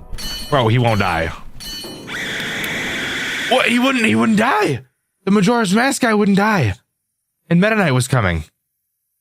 What was I supposed to do? Now, let's talk about one of the worst and most stressful characters known to mankind, Ness. On night 3, you'll notice in the shed that we now have a new addition of a fuse box. However, you'll notice that this fuse box only has 1 fuse, but there are 3 places for a fuse to go. You can freely move this fuse from one slot to another, but what does this fuse actually control? Well, on 3 cameras on the map that connect to the hallway in front of your office, there is a fire alarm in each of them. However, the button for the fire alarm will only appear on the camera that is adjacent to whichever slot in the fuse box holds the fuse. So if your fuse is in slot B, then camera 9 will have the smoke alarm button on the cameras. Ness will appear in any of these 3 possible cameras. When he appears on one of them, you will have to play the smoke alarm to scare him away. Yes, this means that if your fuse is in slot B and you see Ness on camera 11, you will have to quickly run all the way to the back shed and switch the fuse to slot C, then run all the way back and hope you were fast enough to play the smoke alarm in time. And you want to hear the best part? Ness blends in with the background while the lights are off better than any other character in this entire fucking game. So have fun being able to find him. He also really likes to hide on the side of the cameras, so you'll have to spend even more time slowly panning the 3 cameras he can be in back and forth to really be able to tell if he's in one of them. Easily the character I died to the most, which you can see over on my second channel, Dexter Black. I think I'm willing to say I hate Ness more than Meta Knight, honestly, but it's really, really close. Fuck Ness, he's a bitch. Night 4. Holy shit. I did not think they could make it any worse. And that's exactly what they did. Night 4 adds 3 new characters. Yes, I'm serious. They added 3 more fucking characters to this game, bringing the total up to like fucking, I don't know, 12? I'm not keeping track anymore. This is just insane. Before we start talking about the threats, Juniper, the phone girl, told us that there's an investigation going on. She doesn't tell us what it's about though, just says that the park might close soon for a while. She also does mention that some of the characters are starting to attack patrons during the day, so that bodes great for what they're going to do to us tonight. Speaking of, who are they? Well, let's talk about the smallest problem this night introduces, Fox Puppet. But it's really just fucking Star Fox. Star Fox has a chance to appear in the courtyard behind the fence. However, he is not a fan of being shocked by it, so if you electrocute him, he's gonna dive into your butt. Get it? Because foxes do that thing where they jump really high and dive, but he's diving into your... You get it, fuck me.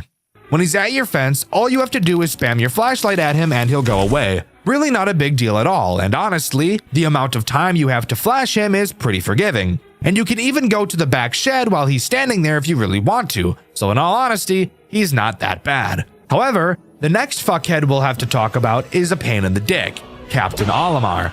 I'm pretty sure is who this is, at least. He will appear in the hallway in your office with 2 sets of eyes. I mention his eyes because they're very important to his attack. On night 4, a thermostat will become present in your back shed, and he directly correlates with this thermostat. When you hear him enter your office, which is signaled by some footsteps, you will have to look at his eyes. If both sets of eyes are red, you will have to run to the back shed and set the thermostat to hot.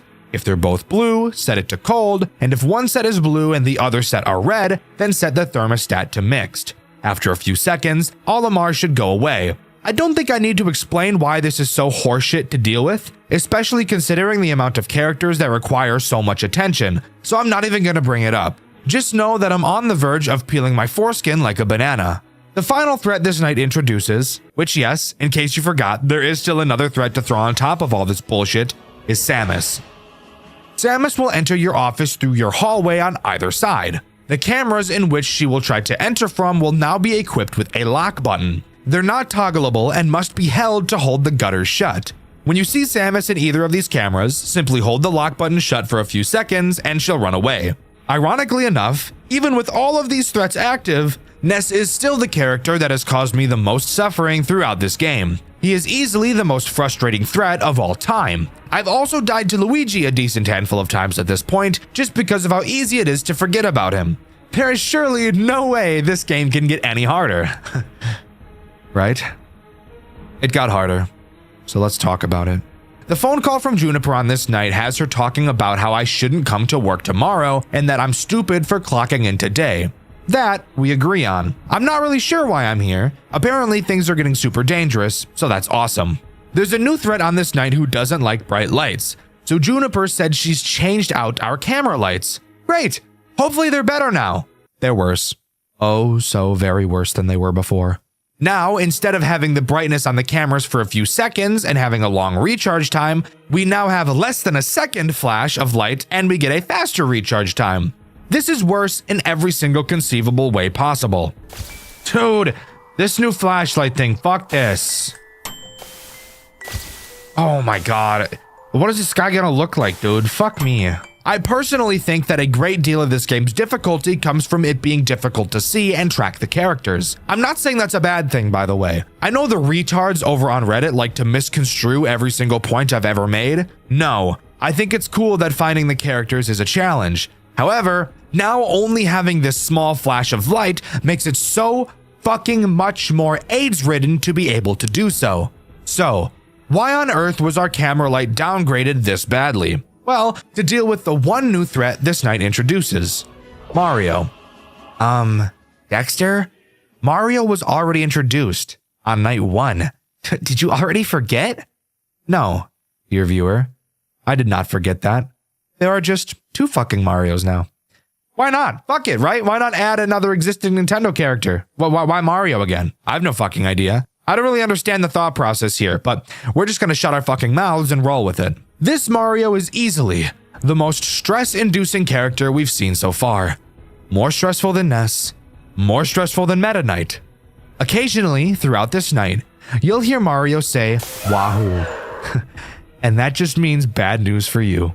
Do you want to take a solid guess as to what you have to do when you hear this sound cue? Go on, go ahead. Guess for me. I've not really complained about any of the mechanics introduced so far, as I feel each of them are pretty unique and offer something of substance to the gameplay loop. So come on, tell me what you think this game is about to do to me. Come here, come here, come here, come here, guess! Guess, you piece of shit! Guess what this game did to me! You have to go find Mario on one of the cameras at random and flash him with your light. I'll find them on the camera mechanic again! How many videos in a row have we had this on this channel? I don't think there's ever been a video where this dog shit cock-sucking mechanic wasn't present! And that's not all. No.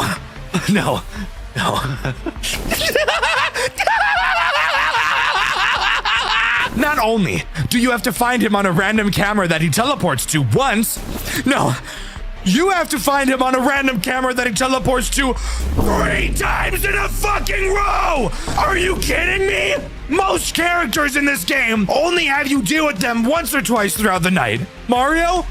At least fucking 3! You have to find this motherfucker on a random camera, while timed, by the way, and dealing with every other character at the same time a whopping 9 fucking times! Fuck! Fuck! Ah! I can't fucking handle this shit! This is too much for my brain to handle! Over 10 fucking characters to deal with at the same goddamn time! And all of a sudden I'm in with this bullshit! This game is shoving carrots in my ass like some Bugs Bunny shit! What the fuck is wrong with you? Give me another character that forces me to go to this shit! I don't give a fuck! Not another! Find them on the fucking camera character! You've gotta be fucking me in my rear! Go find my dick! Go find my ass! Go find my balls! Go find my taint! Go find my tits! Chop my penis into 10 fucking pieces and throw each piece onto a camera and go fucking find them all! Fuck you!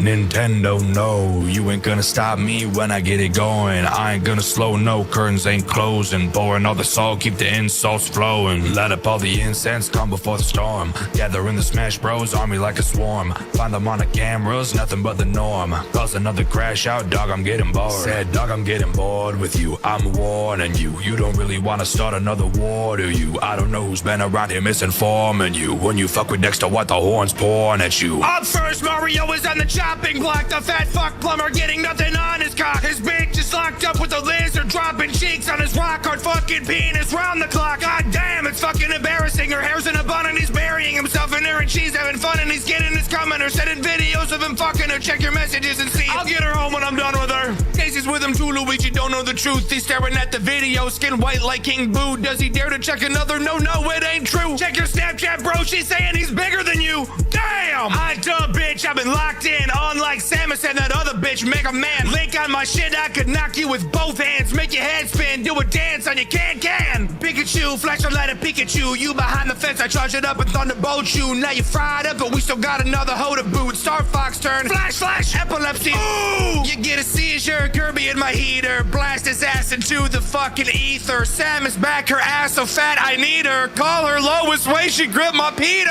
Nintendo, no! Never gonna switch games, I'm about to blow. I've been making big waves, I've been good to go. Do you need to hit save, Annie? Yes or no? Nintendo, no! I've been shooting at him like it's Rochambeau. I could kamikaze on a rainbow road. I might cause a riot when I beat them bros. Do you need to hit save, Annie? Yes or no? Alright, coming real close. Answer me this question, why you bitches on my show? Ness is looking at me, licking lips, don't want it though. Gotta flip the fuse box, keep this on the low. Alright, look, I don't know why you're doing this shit. I'm just trying to do my job and you keep riding on my dick. If it was Samus, that'd be fine, but it'd be everybody. Why you're trying to make it through the week, but you keep stretching out the time. Like my asshole, keep on pulling me in with a lasso. Ride me like a cowboy in the desert in El Paso. Friday come along and mad and not be on me bed and matter of fact, he spanked me with a paddle, made my ass rattle. Put a saddle on me, hit me with a rowel, then he growl in the locker rooms. He hit me with a towel, then he plowing on my shit. I'm doing tricks up on his stick. I did the splits contortionist, a boy that flip me over, slide me, bend me over backwards. Nintendo, no! Never gonna switch games, I'm about to blow. I've been making big waves, I've been good to go. Do you need to hit save, Annie? Yes or no? Nintendo, no! I've been shooting at him like it's Rochambeau. I could kamikaze on a rainbow road. I might cause a riot when I beat them bros. Do you need to hit save, Annie? Yes or no?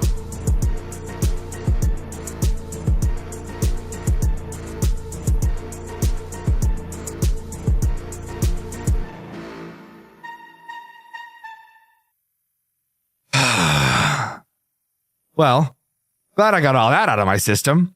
With that, we can move on to night 6 and talk about something that actually doesn't make me want to kill myself. However, it does still lay a lot on you. Loading into night 6, you'll see we're no longer in the office and we are now actually in a fucking bunker. How did we get here? I have no idea, but that doesn't really matter. What does matter, however, are the new tools at our disposal.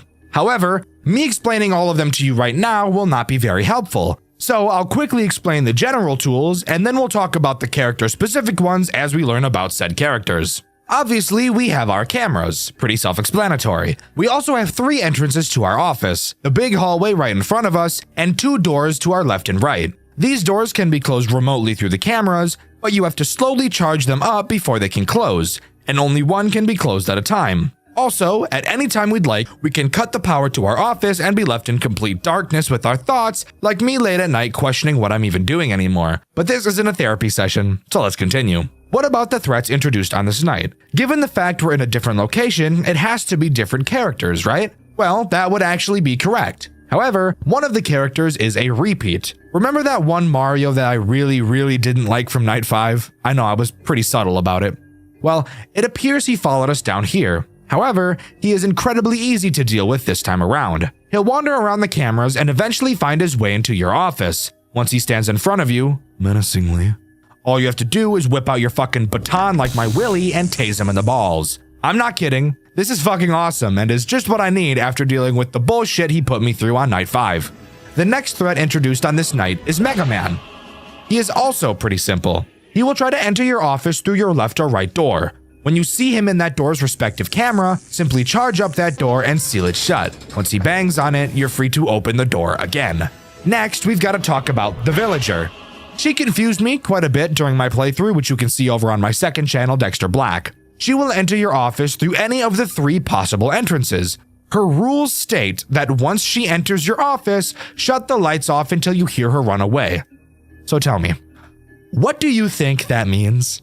If you answered, wait until she appears in your office like Mario, then cut the lights until you hear footsteps, then turn the lights back on and continue, then you'd be completely fucking wrong, because she actually never appears in your office at all. You cannot see her when she's inside of your office, even if she is literally there. So, how are you meant to deal with her then? Well, you'll have to carefully track her on the cameras. When she enters camera 8, 7, or 6, her next movement will be into your office. So if you see her on one of those cameras and then don't see her anymore, that means she's currently in your office and you need to cut the lights. The best part? If you have the left door closed and she goes to camera 6, indicating that she will be entering your office through the left door, even if it's closed like we've already established, she'll still be able to enter your office through that door. Isn't that just amazing?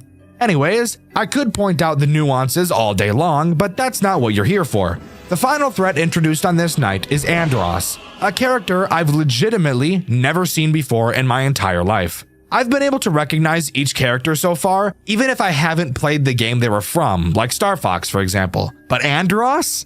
What the fuck is even that? Okay, I just looked it up.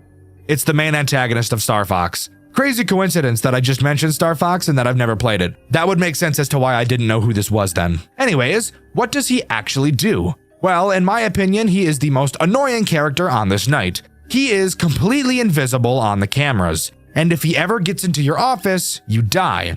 In order to track him, you have to use the camera's built-in motion detectors. However, something really interesting about these motion detectors is that they're a piece of shit. Every single camera has the motion detector button. However, only one of the buttons on the cameras will work at a time, at random, and every few seconds, which camera has the working button will switch randomly.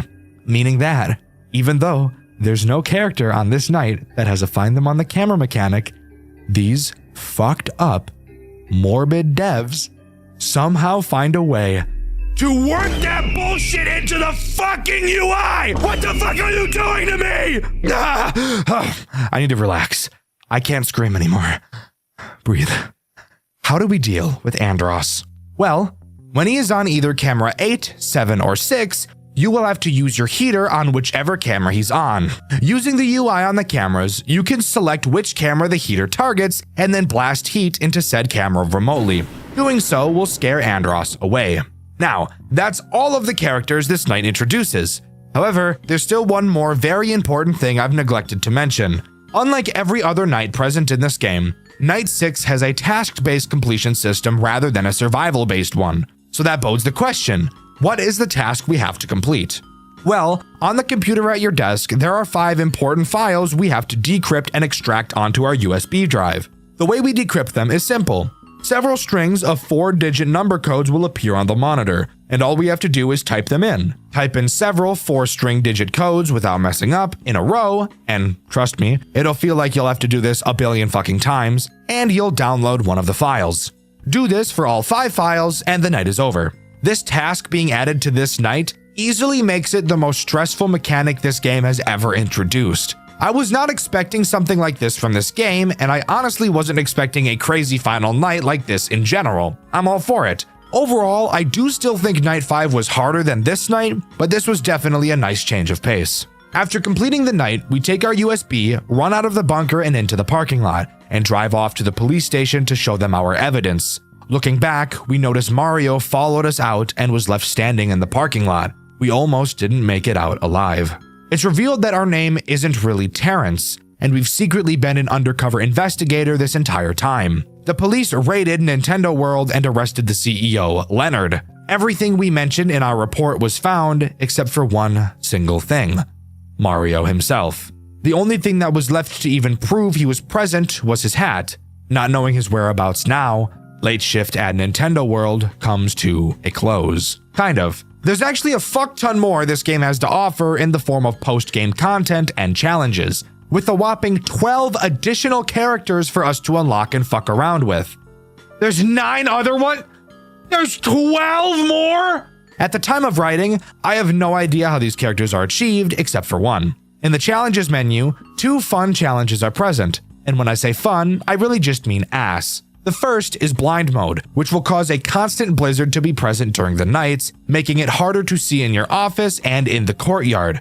It also forces Night 5's shitty flash mechanic throughout the nights, and increases the amount of time you have to wait between flashes to make it even worse. And if that wasn't enough, blind mode still has one more big fuck you, in the form of a new threat: the Ice Climbers. The way they work is pretty simple, but retarded nonetheless. They have a chance to appear in any of the 3 major locations you can be in. If you ever see them, you just have to go to another area until they leave.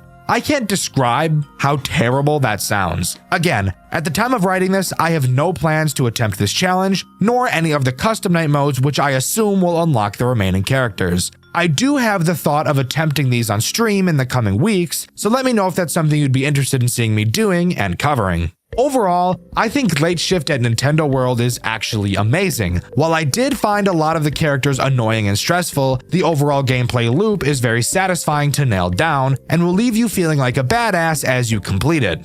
Yes, the entire game is just an asset dump, but you can't deny the crazy amount of effort and care put into it, and that's something I can always appreciate. Being overwhelmed, not necessarily something as we people look for in life. There are a lot of things people like to do that don't really make sense to me.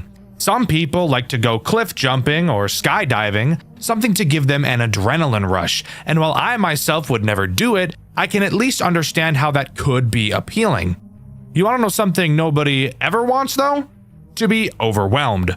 This is the reason why a lot of max mode challenges can turn a lot of people off, and the same reason why I have no interest in trying out Hopeless Pursuit. For the love of God, please stop emailing me about Hopeless Pursuit. I'm not doing it. However, recently I found a FNAF game that is one of the most unique FNAF experiences I've ever played, except there was something very interesting about it. It has to be one of the most overwhelming Five Nights at Freddy's games I've ever played. This is probably going to be a long one, so sit back, relax, and let's talk about Next Week at Freddy's. Next Week at Freddy's takes FNAF 1 and completely reworks everything about it, adding several brand new mechanics to make your heart sink into your ass. And nothing explains this feeling better than when you load into the office and turn around for the first time. Oh, whoa. Whoa, oh. Oh. Oh. Oh. Fuck. This is the control panel, your main mode of defense throughout this game. If this looks like a lot, that's because it is. Here's a fun fact. I actually went to play this game around 4 months ago, but after seeing this monstrosity behind me, I actually ended my recording and chose a different game to play because of how ridiculous it looked. This control panel is intimidating. There are so many switches, levers, and panels on this thing. I wouldn't blame you if you decided just from glancing at this that this game wasn't for you. To really understand just how much shit goes on in this game and how much you'll have to learn, this game actually gives you a tutorial night where you can mess around with everything in the building for as long as you want, because just throwing you into the game would 100% be too overwhelming. Next Week at Freddy's doesn't have any phone calls, nobody to help you and to explain to you what to do. Except there kind of is. This is Comcat. Get used to seeing him a lot. His first major role is in the tutorial night, where he will teach you how to use the computers and teach you the mechanics of each important camera in the game, which, by the way, there is a fuck ton of them. So strap in and get ready because it's about to get insane. I'll explain the important mechanics as they become relevant, so let's start with how Comcat works, because yes, of course, he himself acts as a threat. While Comcat himself can't kill you, he can be the most annoying character on the face of the earth when he wants to be. You can click on his icon on your taskbar to make him appear. There are a few phrases he will say when you do this, and occasionally a phrase will prompt you to respond to it. While you're talking with Comcat, you won't be able to interact with anything else on the computer. This includes your cameras, but to be honest, everything else on the computer isn't useful from a gameplay standpoint. If you don't periodically check on Comcat this way, he will take speaking with you into his own hands and appear on the screen whenever he wants. He's pretty much just Bonzi Buddy, except he doesn't steal your private data. When Comcat chooses to appear on his own, the conversation you'll have with him will be much longer than if you initiated the conversation yourself. And since you can't control anything until Comcat leaves, it's in your best interest to occasionally check up on him. 2 characters become active on night 1, Bonnie and Chica. But before we talk about their mechanics, I want to take a moment to really appreciate how amazing this game looks. Every little detail looks incredible, especially the animatronics. If you look very closely, you'll be able to see the fuzz from the fabric on the robots. It's honestly some of the coolest stuff I've ever seen. So much attention to detail, it's incredible. But now we can talk about how Bonnie and Chica work. And trust me, these guys do way more than what they do in the official games. Like, take every mechanic that each of them does from every official game and merge them together, and I bet you that they will still do more in this game. I told you it was overwhelming, so let's get into it. Let's start with Bonnie, since he's usually the baseline, basic FNAF character. The character that should be simple to understand and should pave the way for more interesting mechanics to form off of it in later animatronics. How much could he possibly do? Well, a fuck ton. Like, a shitload. Bonnie's a whole fucking FNAF game by himself, I can't even lie. Bonnie starts on stage. You might be wondering why I'm not just saying what I usually say. Oh, he walks around the building and eventually makes his way to your office. Well, because he's not that simple this time around. So tracking his movements is actually important. Bonnie has 4 possible attack methods. I'm sorry. 4? That's the most insane thing I've ever heard of. And Bonnie is supposed to be the simplest character? I'm mortified of what is yet to come. Well, calm down, buddy. Let's go over each possible route that Bonnie can take, starting with the most basic one, heading to your office. This one is simple.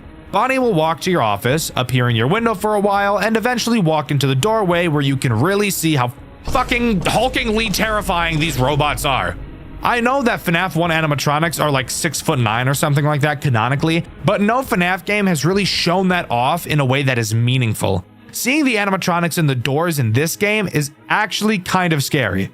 Obviously, just close the door and you'll be a-okay. However, do keep in mind that the animatronics in this game like to sit at the door for approximately 12 years, so that's fun. Bonnie's next means of making your life miserable is through attacking the compressor room. What the fuck is the compressor room? Well, now is the time we get to start talking about the control panel, and where this game really starts to become an overwhelming headache. The compressor is a large machine inside of the building. The compressor is what allows the doors all throughout the building to be closed, because as I'm sure you could have guessed, it compresses the air that allows the pistons of the door to work properly. I think.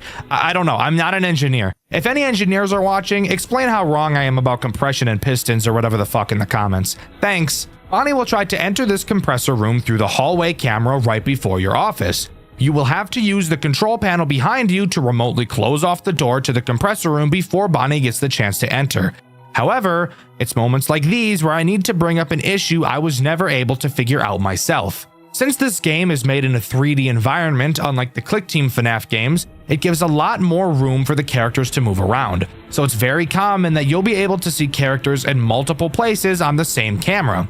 When it comes to doors like the compressor room, telling exactly where the animatronic's next move is going to be is borderline impossible. Sometimes it's obvious and the character will be standing right next to the door facing it. However, sometimes they'll be miles upon miles away from the fucking door, yet still have their next movement opportunity be into said door. You're not near the door, you're fine. Oh, Chica, you dick. So this leads to you closing doors whenever you see a character on the camera, which a lot of the times the character was never going to enter in the first place, therefore just wasting a fuck ton of power for no reason. If Bonnie manages to get into the compressor room, he'll slap his fat crack all over it and break it, which will require you to reboot your compressor. With your compressor off, you obviously won't be able to shut any of the doors throughout the building. This includes the doors you can close on the cameras. Bonnie's next attack strategy is the camera connections in the server room.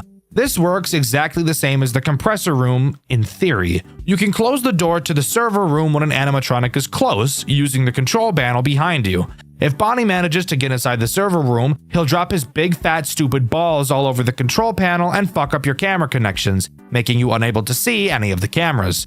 You will then have to manually reboot them, which along with the compressor reboot takes a very long time. However, I'd argue that not being able to see your cameras affects the gameplay loop a lot more often. Where a lot of FNAF games fail to make the cameras super useful, Next Week at Freddy's succeeds greatly at making the cameras more important than any other tool at your disposal. The final attack strategy that Bonnie can have is activating Foxy, which brings up Foxy altogether. There are actually 2 different versions of Foxy in this game, the normal one and the scrapped one in the back room. We'll talk about the back room one later. For now, let's focus on the main Foxy. By himself, Foxy is incapable of doing anything and will never attack you, only through the assistance of Bonnie and 2 other animatronics that can activate him. Bonnie has the chance to enter Pirate's Cove and attempt to activate Foxy. Once Bonnie enters, you won't have a super long time to stop him before Foxy comes for that ass. No. Fuck! fucking dick! My whole asshole just fell off. It did, just dropped right out. Just dropped, just plop, just fell right out of my ass. Using the special flashlight on the Pirate's Cove camera, you can scare away any unwanted animatronics. However, using this light does temporarily cause higher power usage from everything that uses power. For what reason? I have no fucking idea. I guess God just hates me. If you don't scare Bonnie away fast enough, Foxy will activate and run to your door. If you don't close it fast enough, he'll place his hook into your rectum, and I'm sure you can imagine how unpleasant that would be. If you do close the door on time, just like FNAF 1, he'll take away some of your power. Except unlike FNAF 1, the max he can take isn't 6, instead being like fucking 15% power just disappears out of existence. So really make sure you're watching that Pirate's Cove camera. Whew. There, a couple of pages into the script and I'm finally done talking about the very first character in this game. Isn't that awesome? Now it's time to talk about Chica. Chica also has 4 different ways to attack you. Isn't that just fucking awesome? Luckily for us, 3 of the mechanics are identical to Bonnie. Obviously, Chica can attack your right door. She can also try to fuck up your cameras using the server room, and she's one of the other characters that will attempt to activate Foxy. However, I have noticed that it seems like Bonnie will attempt to a lot more frequently. However, that may also just be because Bonnie's AI value is typically always higher than Chica's is. The new mechanic that Chica adds is pretty similar to Bonnie's compressor attack, except Chica will attempt to attack your power grid. When you see her near the power grid door, you can obviously close it using the control panel behind you. If she manages to get into the power grid room, she will literally just shut off the power to the entire building, and you'll have to reboot it, which takes quite a long time. The power being turned off is undoubtedly the most dreadful situation you can be in. Not only does it require you to wait a billion years for your power to turn back on, but the power being turned off also turns off the compressor, meaning that after you wait forever for the power to turn back on, you then have to wait forever again for the compressor to turn back on. And on top of that, at the start of each night, you have to boot up the cameras, which takes time in and of itself. So of course, when the power is cut, you'll have to reboot the computer as well.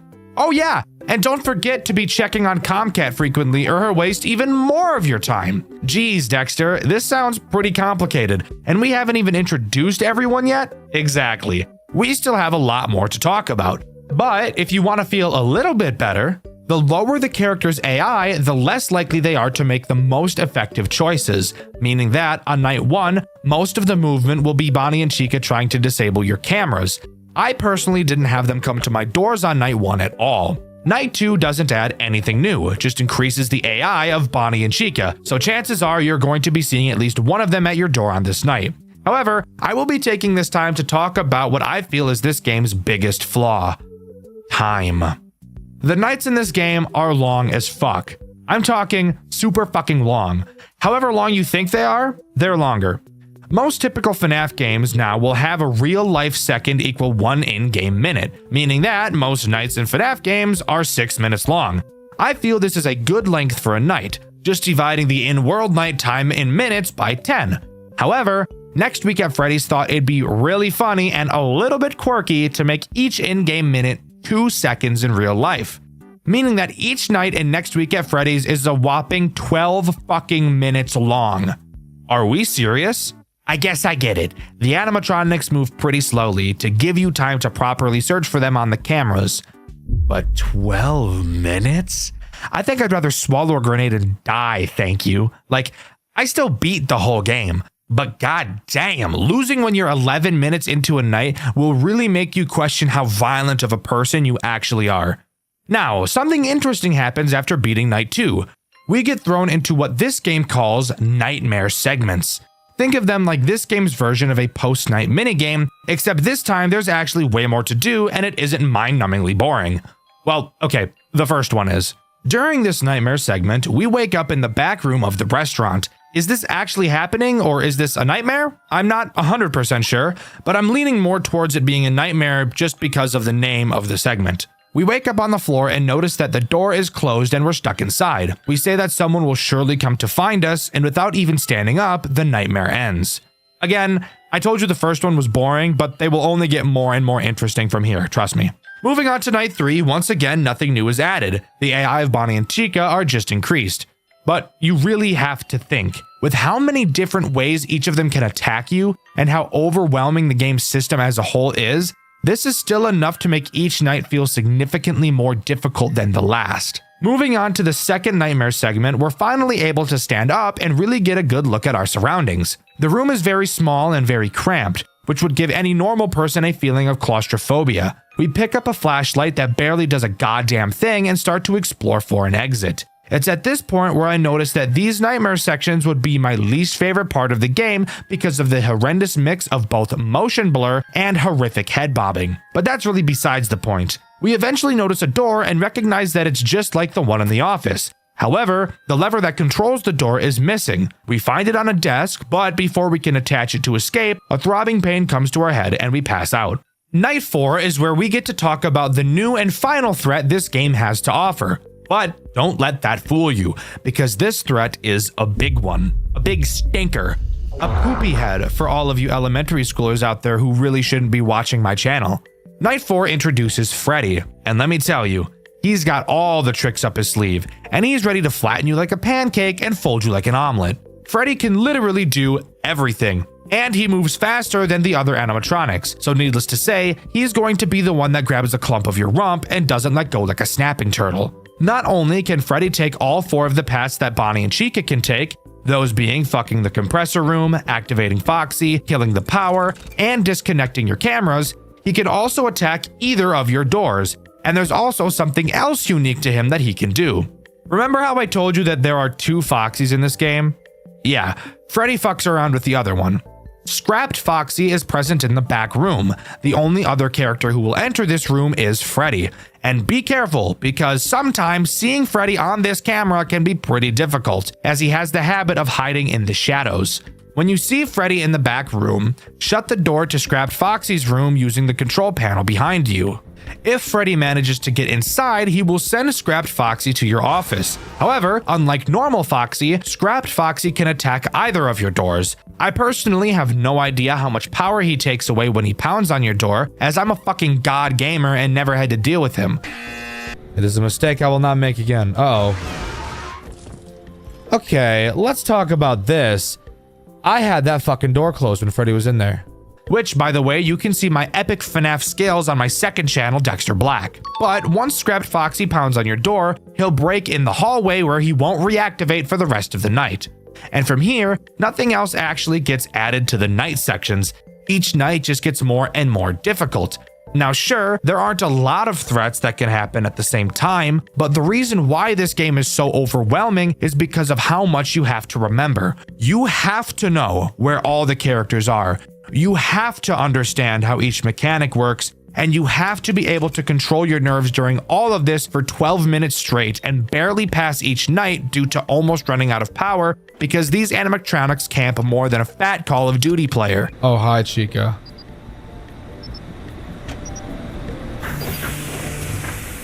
My luck is gargantuan right now. Moving on to the third nightmare segment, this game really shows how much of a dickhead it can really be.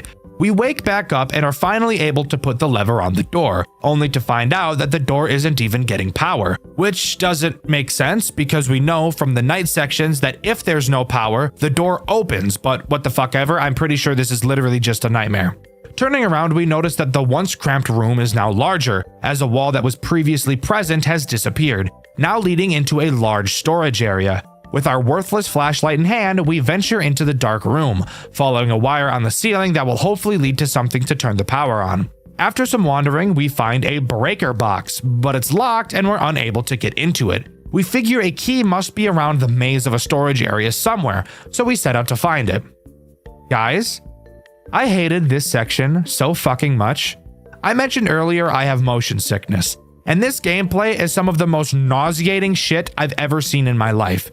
During my playthrough, which you can watch over on my second channel, Dexter Black, I spent a pretty decent amount of time looking for this key, and I couldn't find it. With my head pounding and really just wanting to wrap up the video, I looked up a walkthrough just to see where it was. I went to the location where the guy in the walkthrough found it, shout out to Indie Fuel by the way, only to find that the key wasn't there. The key spawns in a random location, so you can't look up where it is. I now had to spend who the fuck knows how long wandering around with the feeling that my head was about to implode looking for a key the size of your ball sack. However, eventually I did find it and I used it to unlock the breaker, only to find out that all we unlocked was another fucking lock. God damn it! Are you serious? This is not a thing that has ever existed. Now we have to find a 4-digit code in this fucking hellhole. This is by far the worst nightmare segment in the entire game. It is ruthless. At first I thought, oh, let's just try the classics. You know, 1987, 1983, but nothing worked. So I assumed that I had to go find the numbers somewhere. I checked the walkthrough, and of course, the code is randomized. Amazing. After once again, who fucking knows how long, I wander back to the breaker, only for the game to then tell me that I should listen for clicks on the correct numbers. Are you fucking me right now?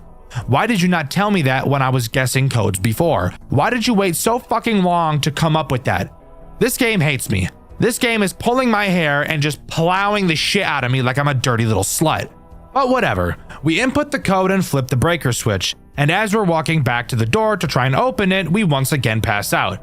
I guess that's what happened when you're just fucked for hours upon hours at a time. You get so tired you just pass out. Fantastic. As I've said, Night 5 doesn't add anything new, so we can just jump right back into the hellhole that is these nightmare segments, where the same 15-second ambience loops forever right in my fucking ear when I already have a goddamn headache.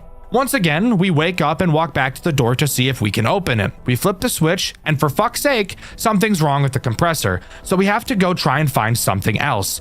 Now, I'm not sure if this next part was just a me thing, so for anyone else who has played this game, let me know if this next part happened to you. We're told literally nothing of importance. The only thing our character states is something along the lines of, "What am I going to do now?" And that's all we're left with. So my first thought is something along the lines of, oh, I just need to look for another who the fuck knows what. So I did just that. I wandered around the storage area looking for something I hadn't seen before. Who can even say how long I was wandering around before I eventually found what I was supposed to find? Directly next to the original room that we were in at the beginning of the nightmare segments, another wall miraculously disappeared, and that's where we were supposed to go. That wouldn't even be a huge problem if I could fucking see anything at all, but it's so fucking dark. I can't see my hands. It's so dark I can't even think, which I know doesn't make sense, but fuck it, here we are. Entering this new room, we see a bunch of pipes on the wall. We know the power is on, but figure that there's a generator somewhere that hasn't been turned on, because it wouldn't be a horror game if you didn't have to turn on a generator at some point, now would it? After wandering down a hallway that probably took me 20 minutes to find because I couldn't see a fucking thing, we stumble into the room where the generator is. We power it on and promptly pass out once more because of how loud it is. I'm sure you could guess, nothing new of note in Night 6, just really fucking hard. In the final nightmare segment, we wake up once more.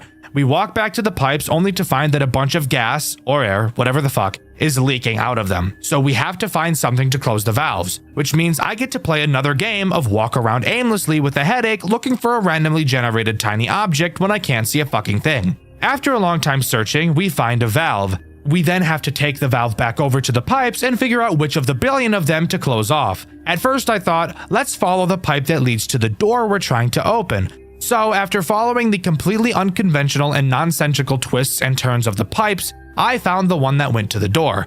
Placing the valve in that pipe, I tightened it and it caused the valve to shoot out at Mach 1000 and land who the fuck knows where. So you know what we get to do now? Play another game of walk around aimlessly with a headache looking for a randomly generated tiny object when I can't see a fucking thing.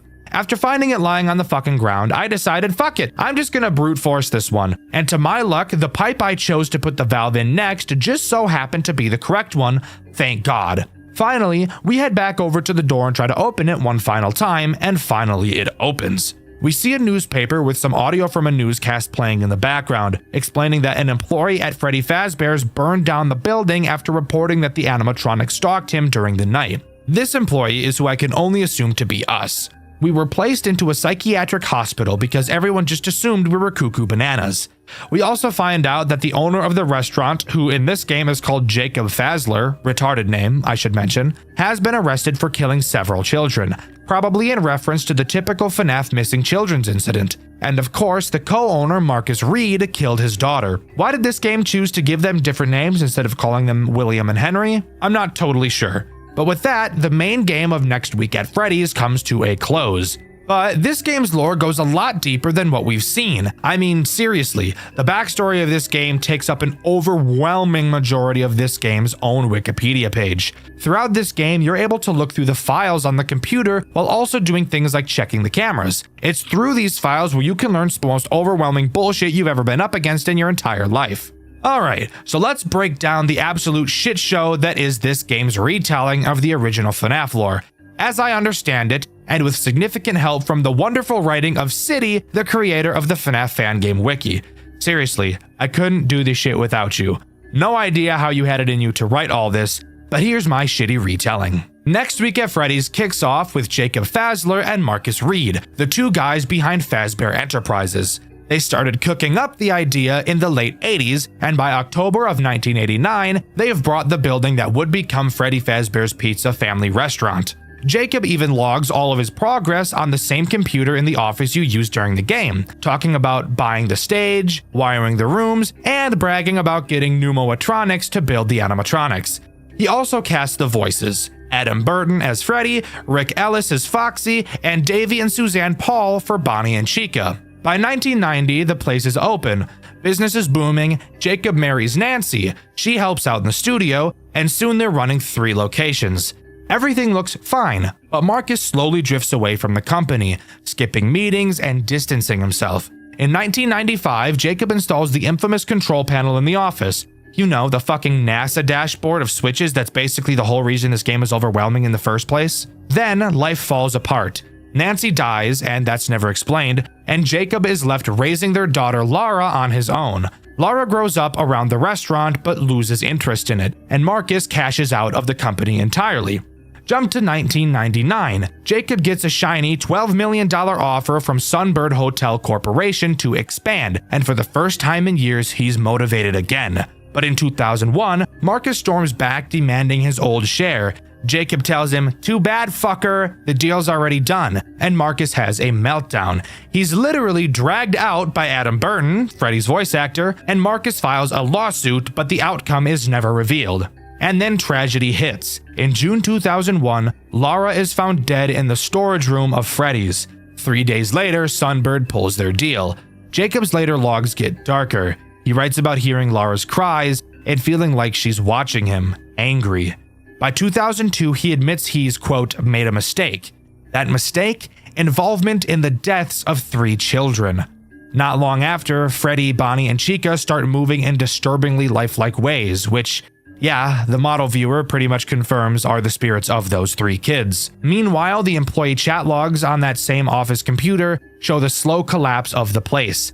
Staff complain about the animatronics walking around on their own, about creepy suits left lying around, about Jacob drinking and acting strange after Lara's death. Scrap Foxy briefly gets mentioned as this janky earlier version of Foxy. There's even a memo from Jacob banning guest mode after a balloon incident, and literally bolting the animatronics to the stage to avoid lawsuits. And as far as I'm aware, that's all Next Week at Freddy's has to offer. Overall, I think it's one of the most creative FNAF games ever designed from a gameplay standpoint. The game looks gorgeous, it functions really well, and it found a way to make literally every single mechanic useful, which is something a lot of FNAF games just don't seem to be able to do. I would highly recommend you play this game and give it a try. You will not regret it. Infamous FNAF fan games. I'm sure just saying that has already caused a few games to pop into mind. One Night at Flumpty's, Five Nights at Candy's, The Joy of Creation, Those Nights at Rachel's, and for some, another franchise comes to mind. One whose name is incredibly ironic, a game whose name is an emotion that everyone wishes to have, although the game causes nothing but the opposite. A game I truly cannot fathom the popularity of. Rest assured, the FNAF fan game series we're covering today is bad. Very, very bad. Join me today as I dive into Jolly, the FNAF fan game series that broke me. Strap in, because this is the longest video I have ever made. Opening into the first cutscene, we're greeted by the newspaper, reading that restaurants have been closing everywhere due to the new Circus Baby's Pizza World. Tying this game into the official FNAF lore, The owner of Jolly Entertainment claims he will be competing with Circus Babies. And let me tell you, this fuck-ass restaurant doesn't stand a goddamn chance. Anyways, moving on to gameplay. Jolly seemed to think it'd be an amazing idea to take all of the good mechanics from Five Nights at Freddy's and say, yeah, I could make this worse. To start, we have a large window and one door. You'll notice that each are powered by a typical light switch, which is probably one of the stupidest things I've ever seen. On top of our cameras, we have a maintenance panel which gives us access to our generator. Basically, we have 100% power, like normal, and the generator has 150% power. So if our power gets low, we can use the generator's power to charge our power through this maintenance panel. This mechanic seems a little useless to me, honestly. Why not just give us more power or make our power last longer? Maybe just to give us another thing to distract us? I'm not totally sure. Your camera system is pretty bare bones. Jolly was made a long time ago. It's in the realm of series like Five Nights at Candy's in terms of age, so to an extent, I can forgive this game for being so dated. But rest assured, that doesn't mean I'm going to hold back on ripping it to shreds. Anyways, the cameras. I will give this game credit where it's due. The camera system actually has something I think is pretty cool. This game has 2 floors in the restaurant, with an elevator used to move from floor to floor. I'm not seeing any sight of stairs either, which I'm pretty sure is an OSHA violation just waiting to happen. You can see the camera of this elevator, and on it you can actually cause the elevator to change floors. Meaning that, if an animatronic rides the elevator up to your floor, you can quickly send the elevator back down, causing them to need to use another movement opportunity to move it back up. But don't get too excited about this mechanic, as it is completely obsolete when I start talking about how stupidly fucking hard this game is for no reason whatsoever. So let's talk about Night 1, which starts off strong by introducing 2 characters, Tweety and George. Tweety uses the elevator to get to your office.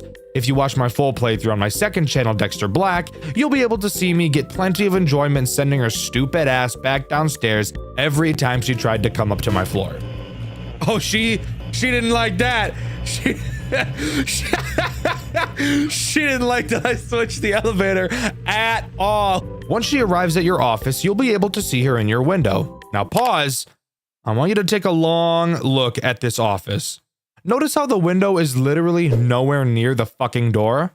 Yeah?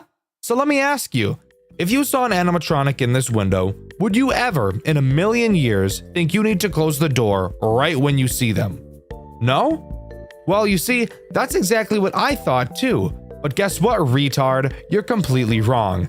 For some reason, God knows why, the developer decided that this window was going to act like the windows from Five Nights at Freddy's 1, except neglecting the fact that the only reason the windows from FNAF 1 worked was because the window was directly next to the door, so it felt like there was no time before the character would arrive in your office.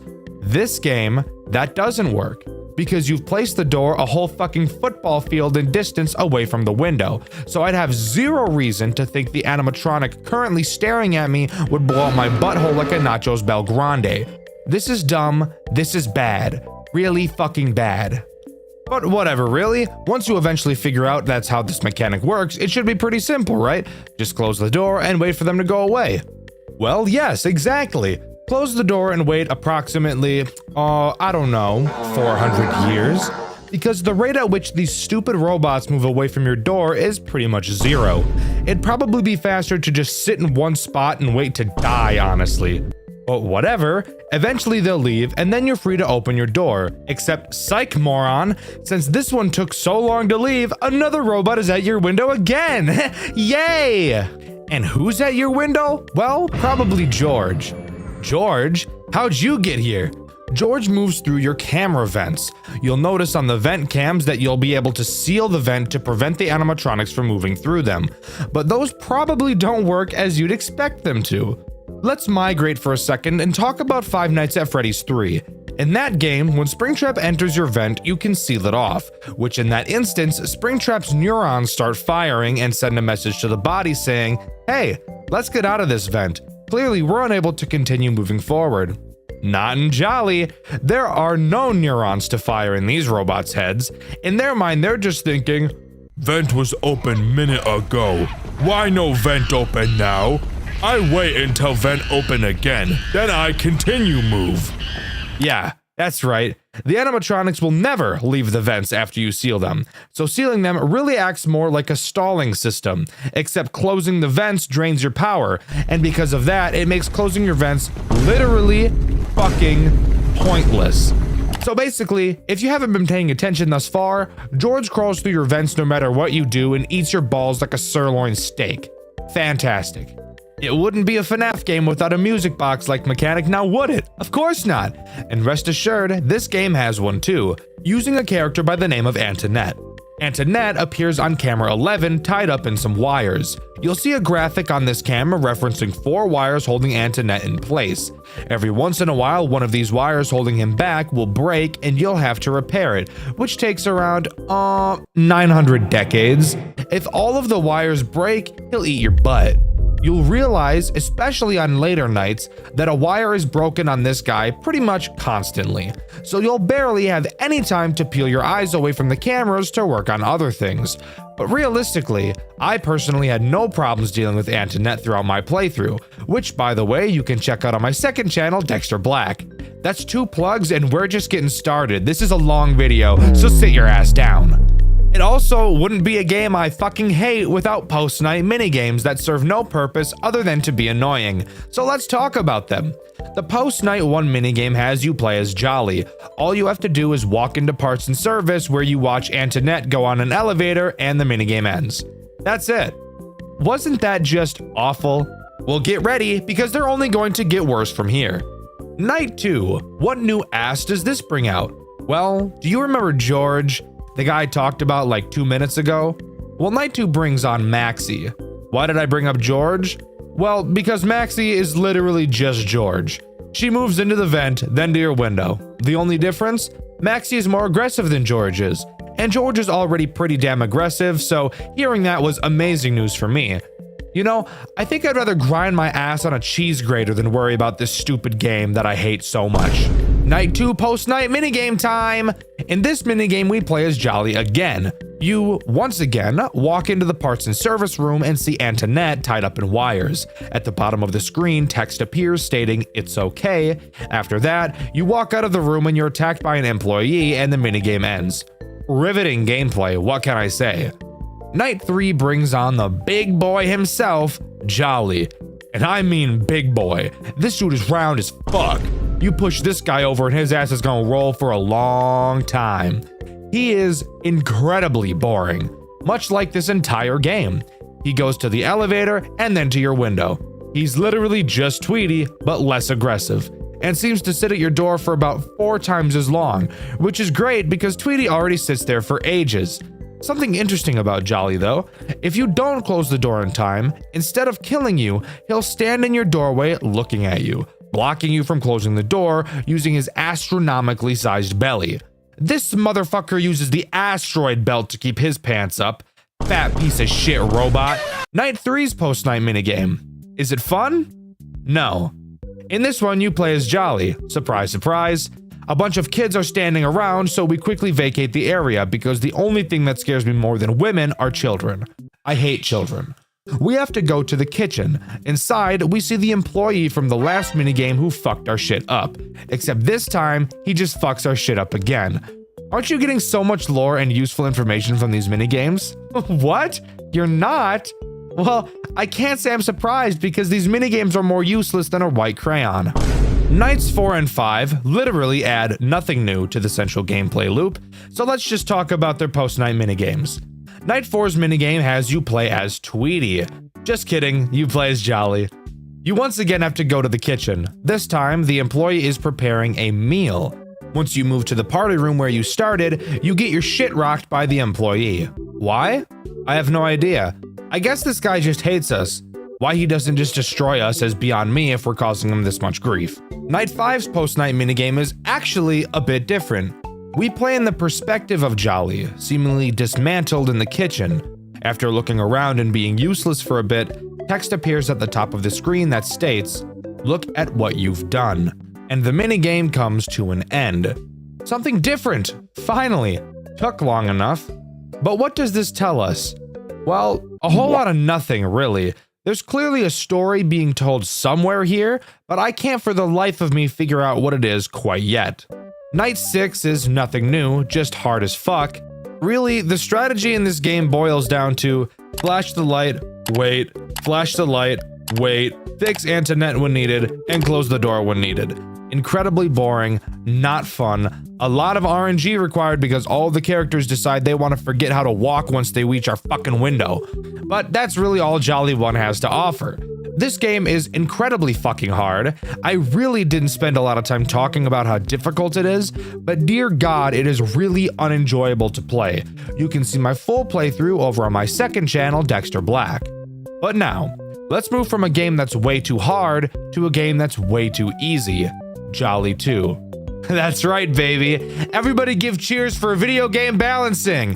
Hip hip, fuck! Jolly 2 takes place on a cargo ship, where the animatronics are being moved to a different location. For some reason, we're also here, guarding the cargo.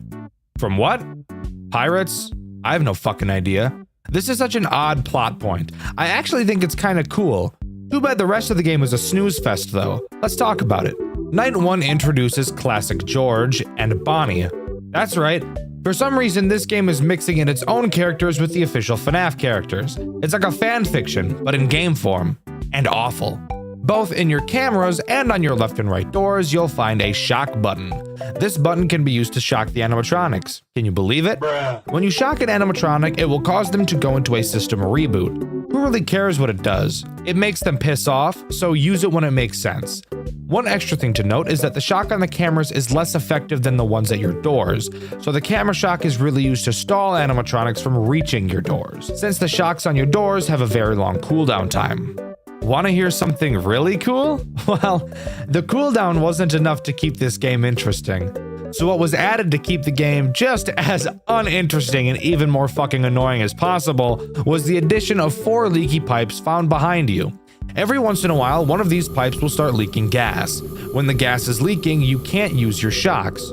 Wanna guess why? Because the gas will cause the shock to travel to you. That literally does not make any fucking sense at all. While yes, gas can conduct electricity, given the wide space of moving electrons, the power that travels through the gas would be nowhere near powerful enough to cause any meaningful harm to us. But screw it. Whatever, sure. Let's imagine that does make sense. When one of these pipes is leaking, all you have to do is turn around and click it. That's it.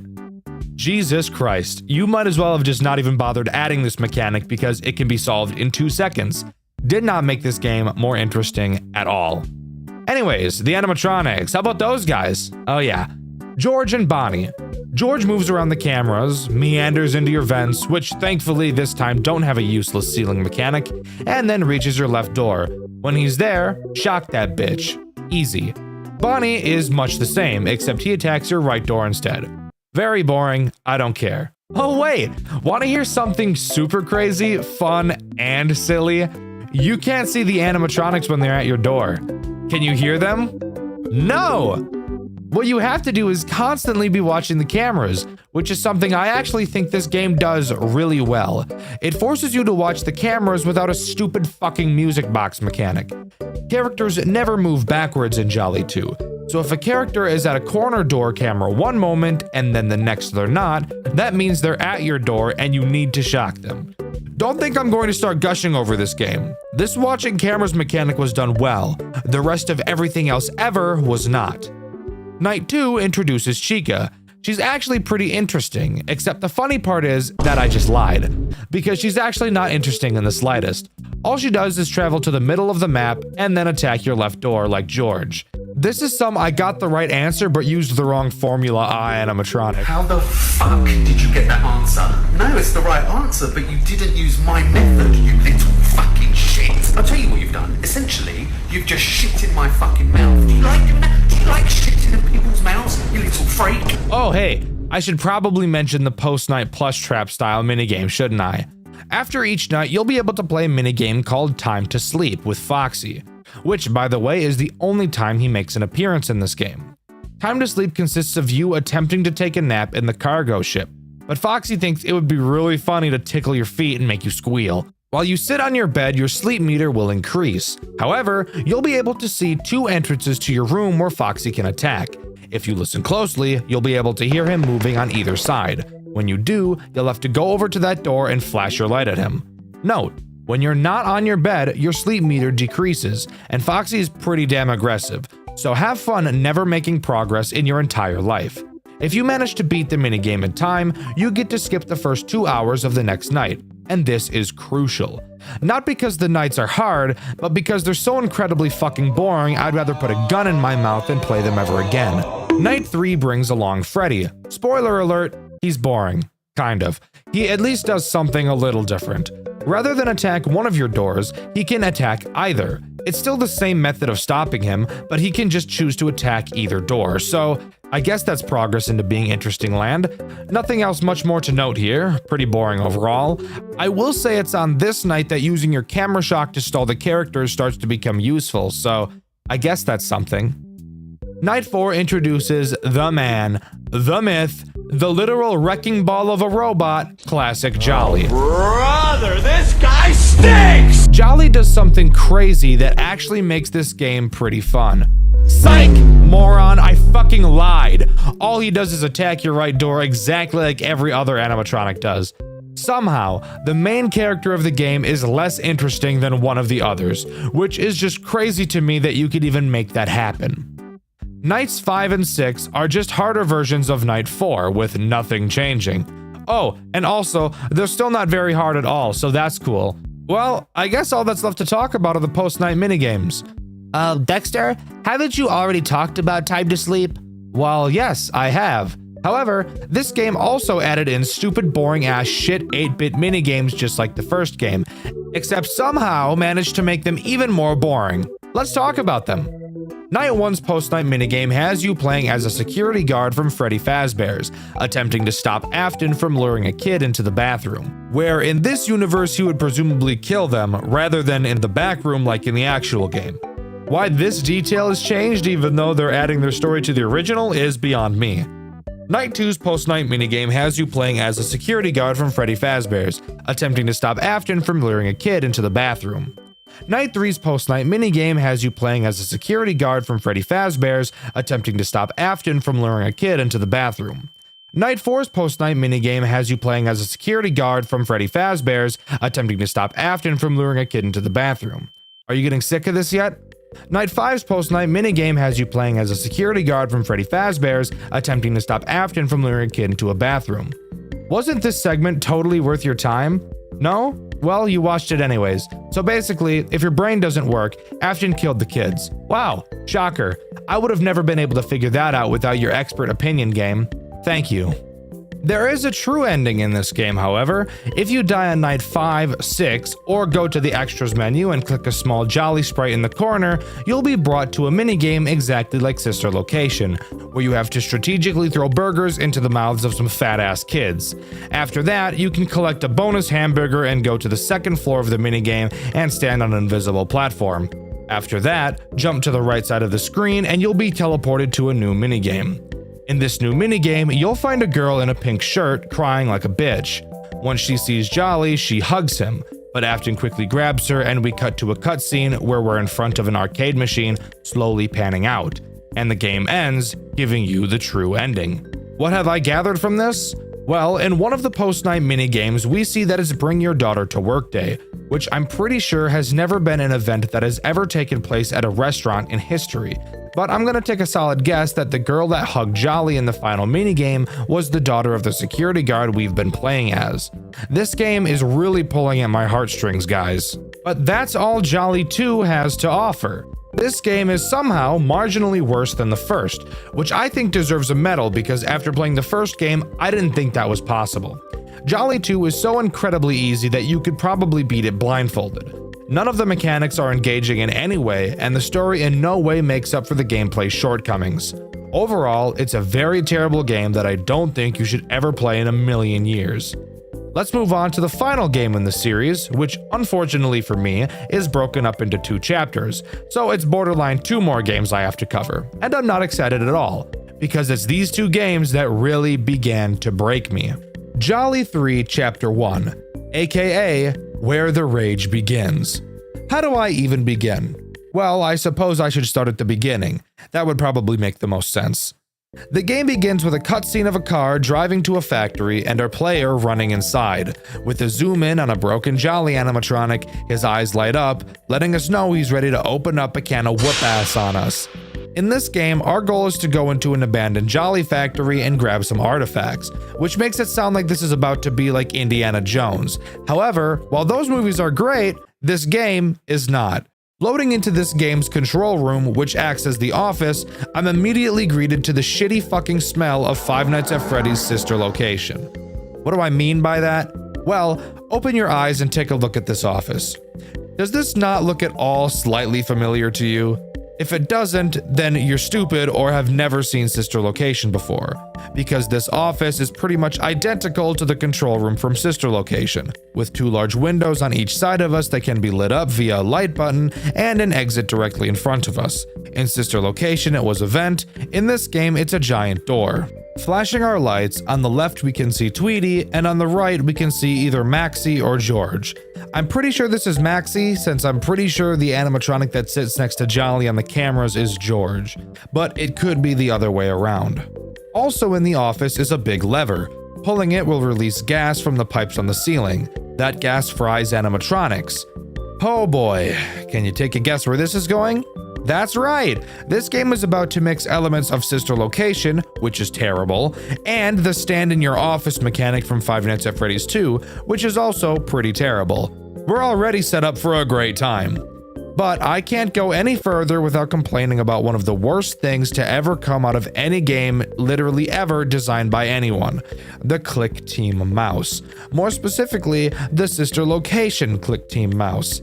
If you've ever played Sister Location, you'll know exactly what I'm talking about. But if you've only ever seen people play this game and Sister Location, let me fill you in on the horrible experience that it is. Click Team Fusion, the engine used to create most FNAF fan games and every official FNAF game up until Ultimate Custom Night, has a few interesting quirks that almost every game that uses them suffers from. The main problem is in games like Five Nights at Freddy's games that try to fake a 3D effect by having you look back and forth. A lot of the time, especially in Sister Location, you'll be able to see weird distortions on the side of the screen, making the entire game look like it's shaped like a fucking cylinder. And because of this, the mouse has a pretty significant and horrendous issue. While you look from side to side in the office, since we're not actually in a 3D space and what we're looking at is actually just a 2D image being warped to appear 3D, you'll notice that as the mouse hits the exact center of the screen, it looks like the mouse gets locked on the X-axis, and as soon as the screen reaches the end of the 2D image, it looks like the mouse unlocks and can continue to move freely.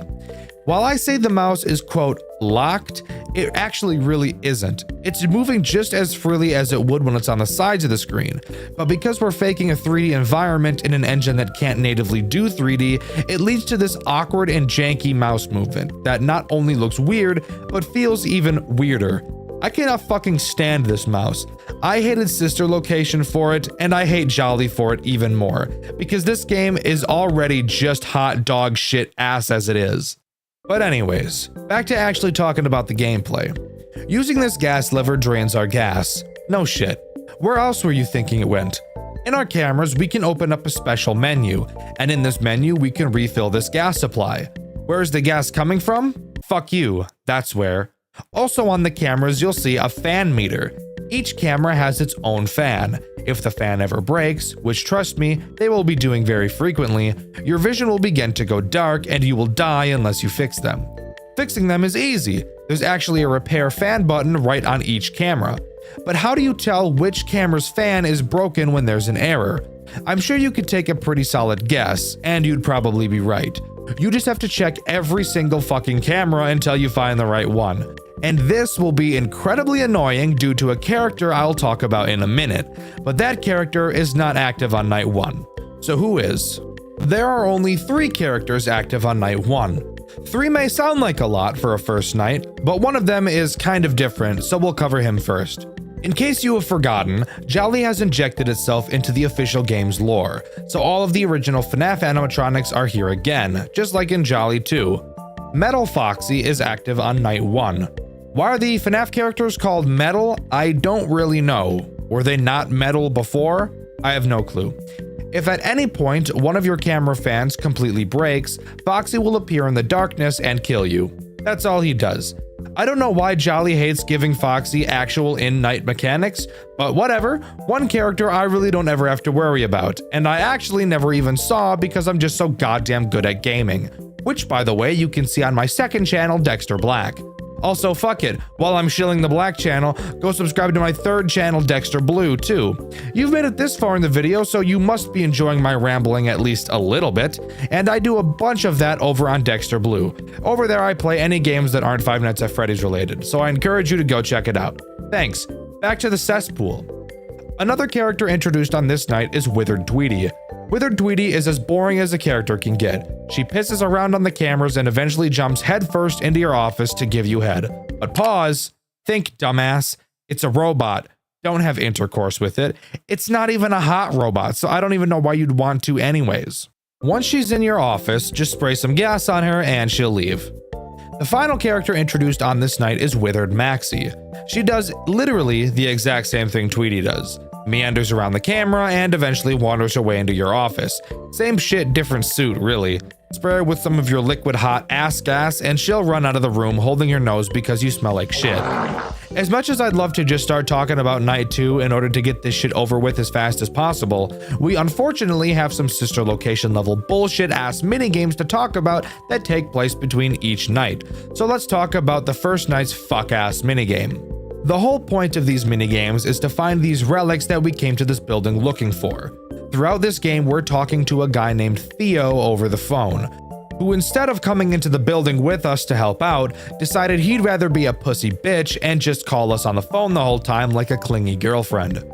Theo leads us into test room 1 and tells us to find a locked safe. After doing so, the security system in the room goes off, and of course, the animatronics are a part of that system. And of course, Tweety is in the room with us. Theo tries to hack the safe but can't, so he sends us a program on our phone that we can use to force the security system off and then use to crack the safe. And for some reason, this program has us play some fuck-ass minigame instead of actually being useful. The goal of this game is to pulse electricity from one door to another, and guide that electricity by using arrows. Every time you click on a square, it creates an arrow, and subsequent clicks turn that arrow 90 degrees. You get it, the idea is simple. So why am I complaining?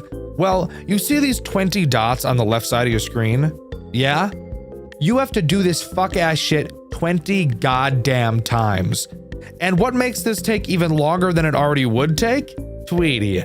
Tweety works similarly to Funtime Freddy in his minigame from Sister Location, wherein, while you're trying to play the minigame, Tweety slowly creeps towards you. Every once in a while, you'll have to drop your phone and flash your lights at her over and over again until she goes away. Want to hear the best part? She's voice acted, just like Sister Location, and she only has about 3 fucking lines. And since this minigame takes so long to complete, you can bet your ass we're going to hear each line about 30 times. Doesn't this just sound like a blast? But after you complete all 20 randomly generated puzzles, the security system shuts off and we're free to continue on to night 2. However, before I begin talking about this night, I want to make something clear about the metal animatronics. I do not know exactly what nights they will be introduced for certain. The wiki doesn't inform me, and I don't feel like surfing through hours of Jolly footage just to figure it out. I'll take a guess on the metal animatronics, but keep in mind it might be wrong. The non-official FNAF characters, I do know. Just thought I'd put that out there before we continue. Just kidding! There's still a shitty post-night 8-bit minigame to talk about first. Don't you just hate being alive? In this minigame, we play as a guy named Eric who just got a job at the Jolly restaurant. We're shown around by our boss and told specifically not to go in this room. Afterwards, we go right into that room and get threatened by our boss on the first day. Wonderful. Oh, also, if you walk out of bounds, you can find Antoinette just kind of fucked everywhere on the walls. Anyways, now we can talk about night 2. Night 2 introduces 2 new characters, George and Metal Chica. Let's get George out of the way because he's the most boring. Can you guess how he works? If you said exactly the same as Tweety and Maxie, but with a different movement pattern, then you'd be correct. Moves around the cameras, enters your office, spray him with gas, and he pisses off. Repeat. Now we can talk about the most annoying fucking character in this whole game. Earlier, I mentioned that there was a character that in combination with your broken fan problem becomes incredibly infuriating. Metal Chica is that very character. Metal Chica has a random chance to appear on a camera every time you switch cameras or open your camera. She's basically the same as Phantom Balloon Boy from Five Nights at Freddy's 3, except with one key annoying difference. When you see Phantom Balloon Boy in Five Nights at Freddy's 3, all you have to do is either close your camera or switch cameras to avoid his attack. Nope, not Metal Chica, she sucks more than your mom. When you see her on your cameras, your only option is to close the cameras. If you just switch cameras, even though she's disappeared from your sight, she will still jump scare you. This may seem like such a small thing to bitch about. Oh, Dexter, you're just nitpicking. It's not really that bad. Fuck you. Yes, it is. I guarantee that if you've played FNAF games before, you've grown accustomed to mechanics just like this. And for some reason, this is the only one that doesn't let you just switch cameras to avoid it. So I guarantee you'll have built up some muscle memory that will lead to you just to switch cameras. But guess what, fucker? That doesn't work anymore. No, it's not hard, but do you know how annoying it is to try and break that habit of just switching cameras? It's a bitch. And of course, when there's a broken fan, you have to already quickly swap between cameras at light speed. So you'll already have your muscles set on focusing on switching cameras as fast as possible to find the broken one. Oh, were you focused on watching the repair fan button that you didn't notice Metal Chica was on one of your cameras for a fraction of a fucking second? Well, guess what? Even though you looked at her for no time at all, get jump scared, dickhead. Ivan G, fuck you for this dumbass mechanic right here. However, there is one small redeemable thing about getting jump scared by any metal animatronic that isn't Foxy, and that's that you won't lose the night, just like the Phantoms from Five Nights at Freddy's 3. Instead, your gas system will just fucking break, and you'll have to repair it on your cameras and then completely refill your gas, which on early nights isn't a big deal. But on later nights, it does become a small problem because of how frequently animatronics will be in your office drooling all over you. Alright, let's talk about the next bullshit post-night scavenger hunt for goodies. On this night, you actually have the option of picking two different rooms. You'll eventually have to go to the other one anyways though, so I'll just go over which one I chose on this night. I chose to go into Maxie's room, which is a mistake I will regret for the rest of my life, because this section is fucking brutal. Same deal as last time. Find a safe, trigger the security alarm, do some bullshit on your phone while defending yourself from an animatronic. The difference? Well, the thing you have to do on your phone this time is actually more AIDS than AIDS itself. You will be sent lines of code by Theo to build a program that will shut down the system's firewall so that Theo can hack the security system and the safe, even though he's already done this exact thing once before.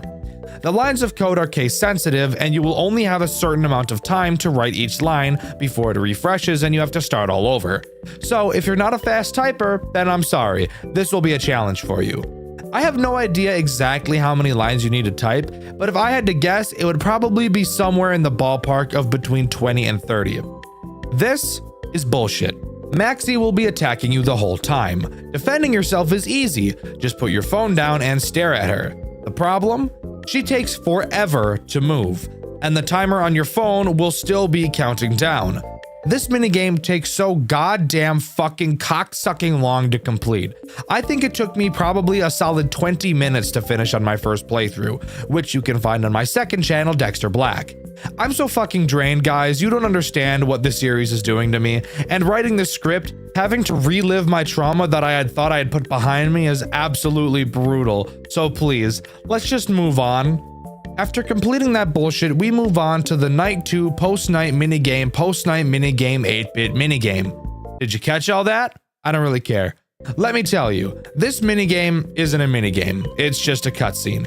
Eric is bringing his daughter to work with him, and if you remember, this is an event that happened in one of the 8-bit minigames from Jolly 2. Eric walks into the building and very quickly walks back out to tell his daughter Zoe to not enter the building.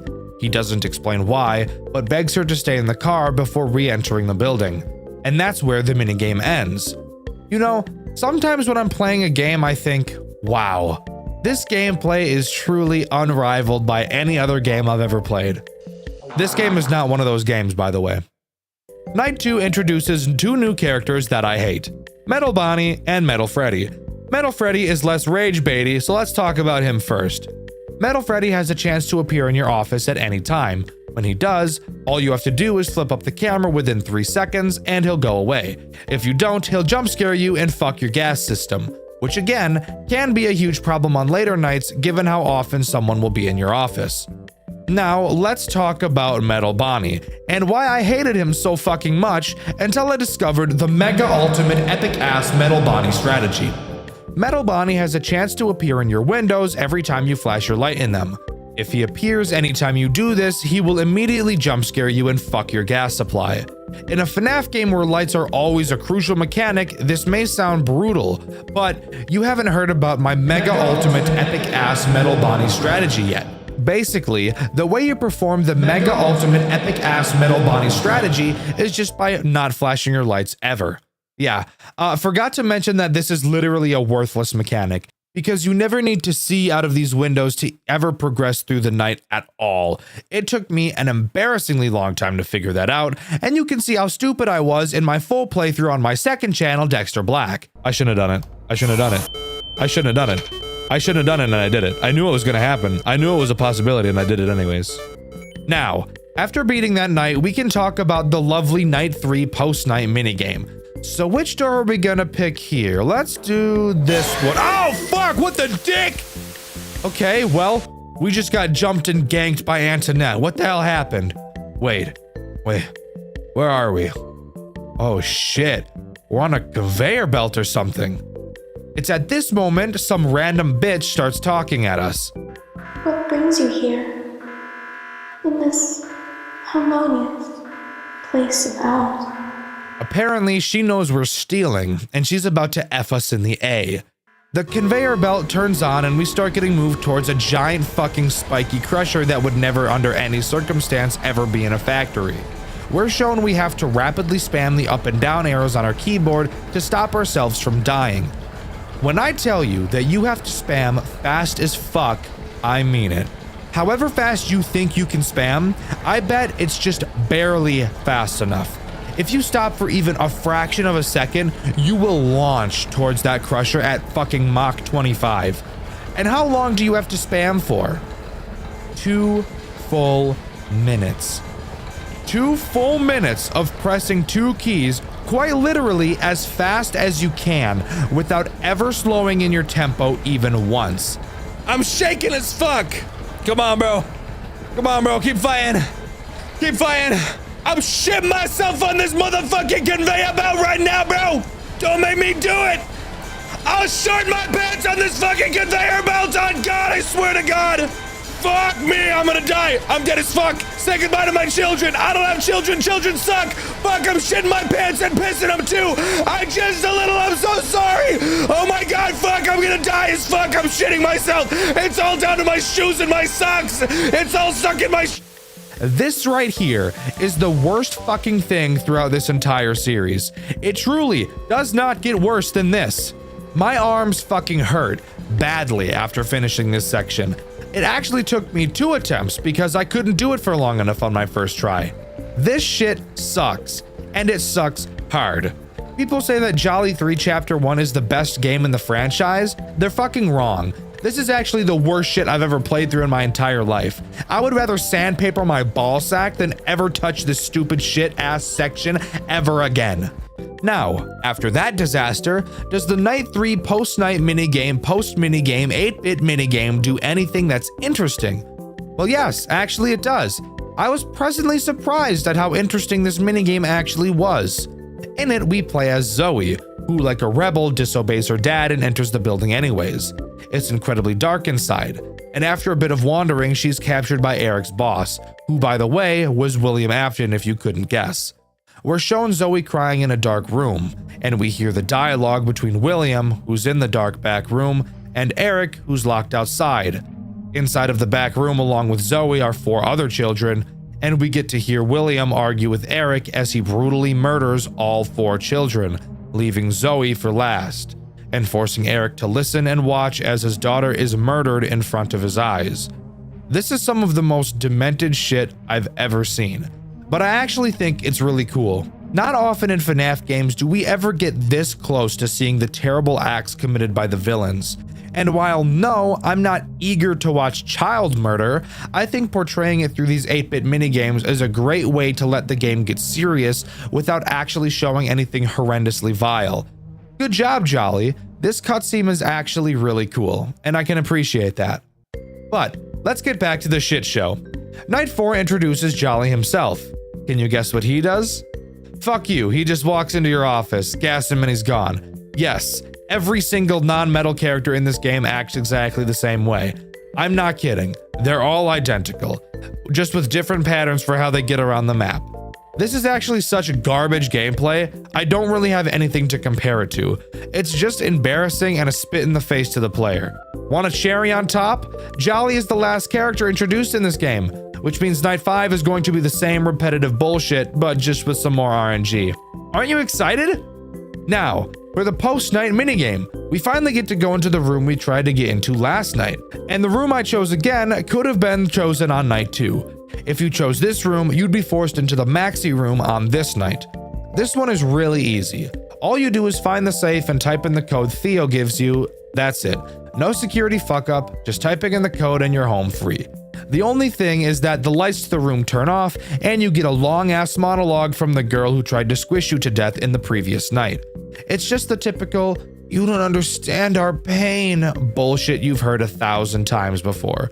When the lights turn back on, you can see the faces of the 4 main animatronics, implying that the soul in Jolly is Zoe, Eric's daughter.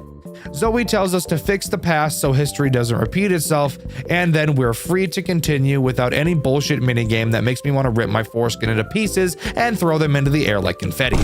The Night 4 post-night minigame, post-minigame, 8-bit minigame consists of Eric on a boat, which I can only guess is the cargo ship from Jolly 2. We have to dodge guards' flashlights to stay out of their sight, and eventually jump into the back of an unmarked van. Which, by the way, I would never suggest anybody do because that's just a terrible idea.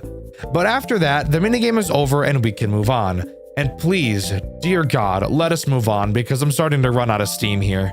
Before we begin Night 5, Theo calls us and tells us he wants us to grab a fucking animatronic out of the factory and bring it with us. Are you fucking serious right now? You want me to grab one of the fucking murder robots? Are you out of your fucking mind? I think you're crazy. Eat my ass. I'm gonna do it anyways though, so I guess let's just get through the 5th night. I'm not gonna bore you by talking about it because again, it's just a more RNG bullshit version of Night 4, so let's not waste any time and talk about what happens after you beat it. After completing Night 5, we head back to the Octagon and get a call from Theo. He thinks there might be an unactivated animatronic somewhere deeper in the factory. He apologizes and said that he knows we're tired, but to think about all of the money and recognition we'll get if we can pull this off. This seems like the most classic case of manipulation I've ever seen.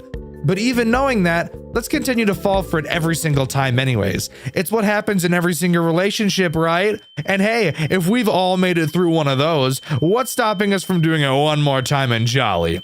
But this is where Jolly 3 Chapter 1 ends, with us heading deeper into the factory on the hunt for an animatronic to take back with us. Will this end up working out for us? We'll find out next week in the next Dexter White video. No, I'm just kidding. We're finishing this up now. Alright, let's wrap this shit up, huh? Jolly 3 Chapter 2 continues directly after Chapter 1. Who would have thought? We travel down an elevator into the Jolly Entertainment underground facility in search of a deactivated animatronic. Theo marks a spot on our map, and we actually get to travel around the building much like the movement system in A Shadow Over Freddy's, which by the way is a game I've covered on this channel on Dexter White. You should watch that video after you watch this one. And fuck it, subscribe to Dexter Black and Dexter Blue because this video is sucking my soul out of my body right now. Anyways, after arriving at a door, we scan a key card we have and a robot tells us that we don't have access and to quote, return to our quarters in turn. This audibly confuses Theo and reveals that we are playing as someone who has previously worked for Jolly Entertainment. And if I had to guess who, my money would be on Eric being our main character throughout the games.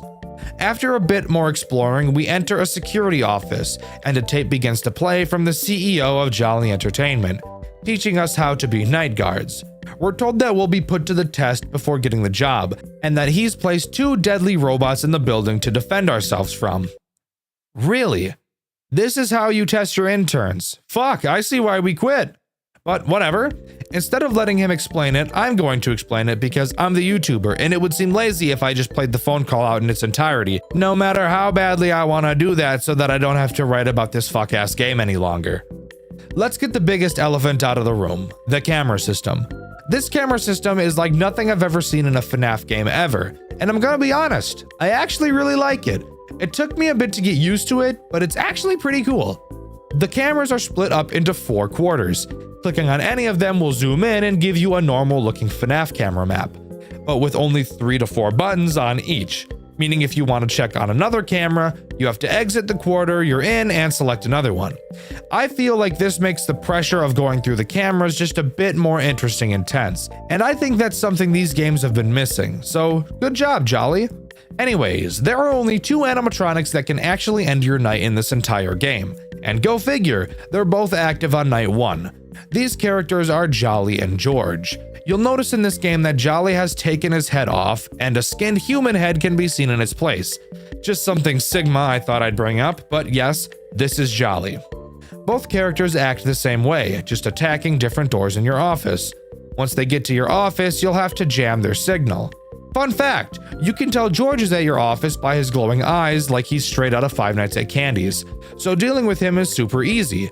Jolly, however, is a bit of a tricky one. You cannot see his eyes at the door. So how do you know he's there? Now's a good time to talk about the maintenance panel located behind you. If you turn around, you'll find this panel, and it has 3 tabs located on it.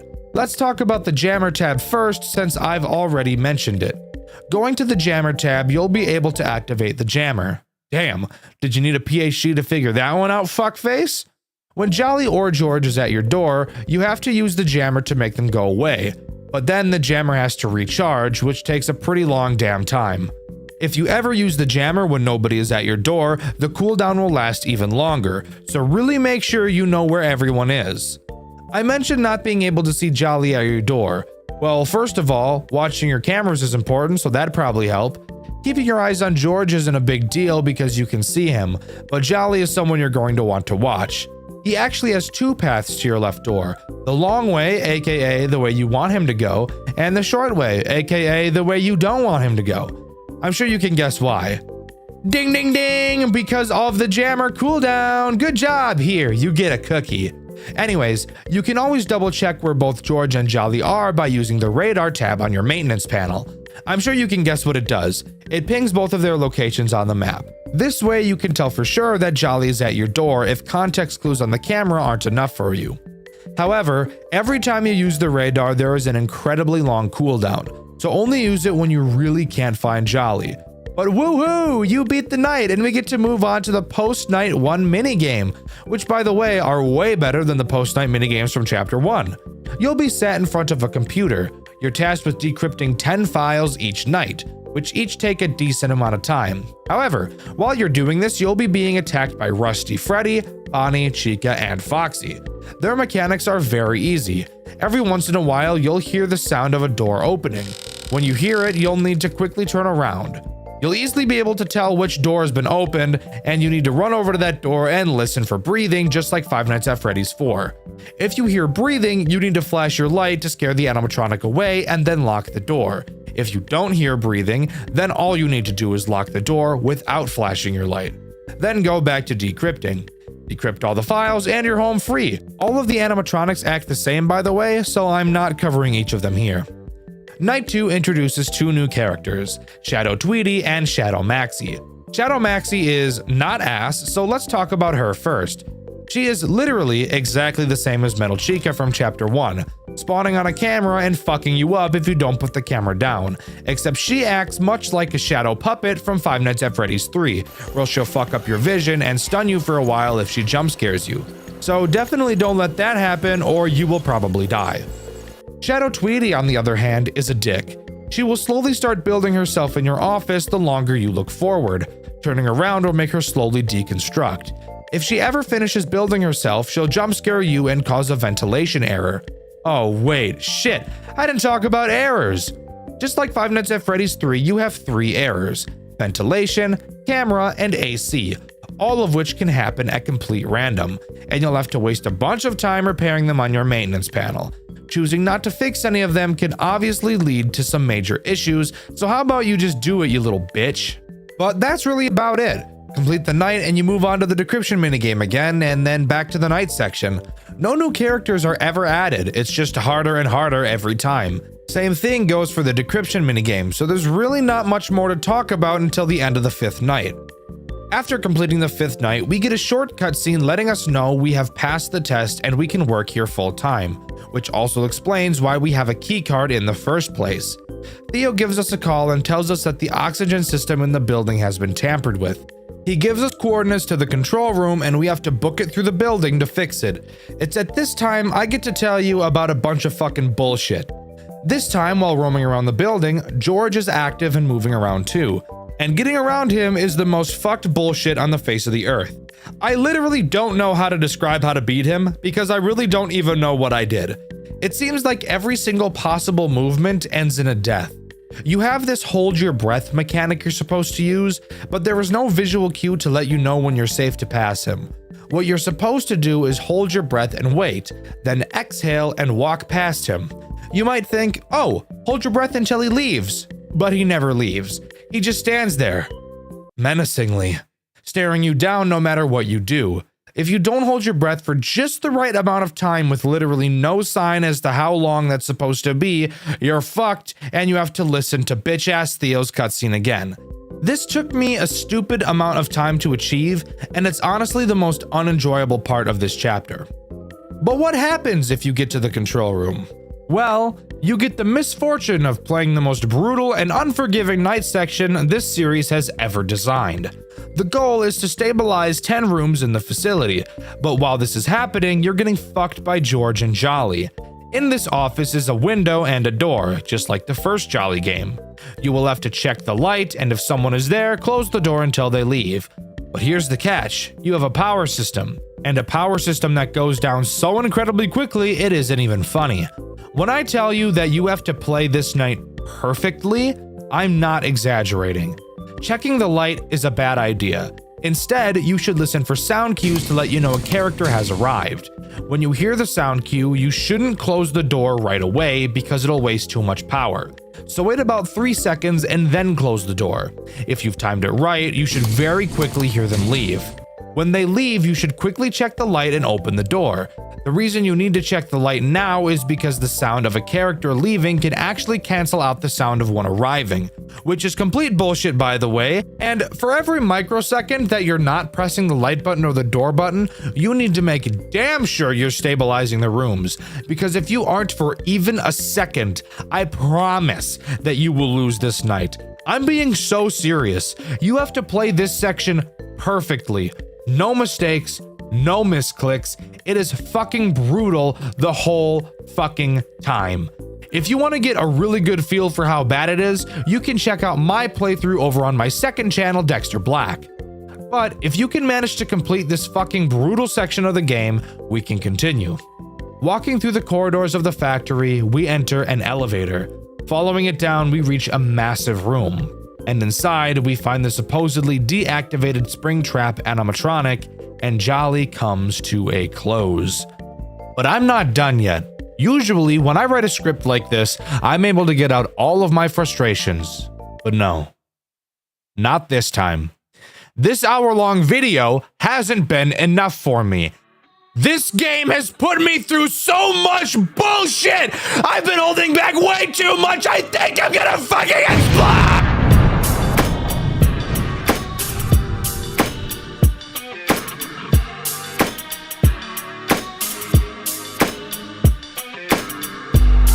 Some words to say, so I said them. I'm still fed up with this shit, so I grab my pad and my pencil. I'm about to go in, cause trying to be gotta be putting my foot down and foot in. I cannot stop right now, I'm getting motion. I cannot call fit now and close all the curtains, cause George looking me up and down while licking on his lips. And Jolly coming up behind, grab my ass, said you mine, bitch. Nah, I don't got time for this shit. I got all these bitches climbing on me, they be beating on my ass like Muhammad Ali. I got a lot of emotions up inside me, better be believing one of them ain't Charlie. They be breaking on my back, Bruce Lee, even knowing that this shit is really fucking easy. I got a lot of emotions up inside me, better be believing one of them ain't Charlie. I'm really getting sick of this shtick. Tweety keep on grabbing on my dick and keep on twisting it. Maybe I would like it, but you're just a shitty Chica twin. Use the beat to eat my ass and wash it down with all my piss. Pissy bitch, you're pissing me off, so you deserve that. I'm pulling out these insults like they're rabbits in a hat.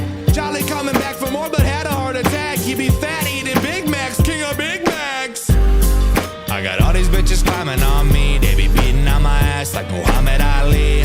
I got a lot of emotions up inside me, better be believing one of them ain't Charlie. They be breaking on my back, Bruce Lee, even knowing that this shit is really fucking easy. I got a lot of emotions up inside me, better be believing one of them ain't Charlie.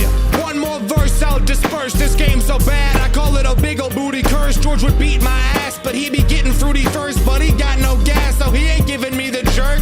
Maxie's accidentally glancing at me, slap the bitch back forth with my fat meat. Actually, Antoinette's coming at me, rope bunny bitch, your wires are still attached, G. I got all these bitches climbing on me, they be beating on my ass like Muhammad Ali. I got a lot of emotions up inside me, better be believing one of them ain't Charlie. They be breaking on my back, Bruce Lee, even knowing that this shit is really fucking easy. I got a lot of emotions up inside me, better be believing one of them ain't Charlie. And with that, we're finally done covering the Jolly series. I want to mention that at one point there was going to be a Jolly 4 with a Game Jolt page existing for it. But as of now, that game has been cancelled, and it doesn't seem like we'll be getting any updates for it, but I'll keep my eyes peeled.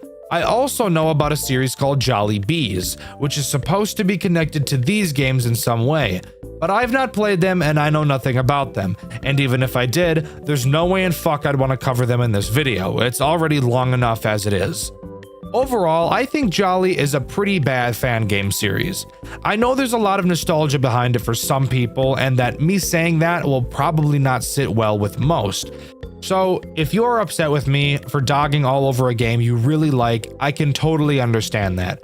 But I thank you greatly for being able to make it this far. I would be lying if I said I had a good time playing this series, but I will say that Jolly 3 Chapter 2 was definitely my favorite. It feels like it was the most under control and sound in its mechanics. Sure, it was repetitive, but that allowed me to have ample time to develop a good strategy, which I felt was very satisfying. I wouldn't want to play this series ever again, but it's clear a lot of love and care went into creating it, and that's something I would never make fun of. While this game might not be for me, I think it's great if it's something for you, and working on this video has been an interesting roller coaster. I've never spent this long in a video before, and I really hope that the outcome is something that you were able to find some entertainment in, even if you don't agree with me. But what do you think? Do you agree, or do you think Jolly is actually really good? Let me know in the comments. I didn't even ask a question in my Flumpties video for some reason, so fuck me, I apologize for that. I spent way too long looking over that video to double check, and no, I never asked one. So we'll ask one this time. The question of the video is, what is your favorite analog horror series and why? I'm not going to explain why I'm asking that question, by the way. You'll just have to wait and see. With the question of the video being asked, thank you all so much for watching. Please subscribe. I like subs. They're cool. I've been Dexter, and I'll see you all in the next video. See ya!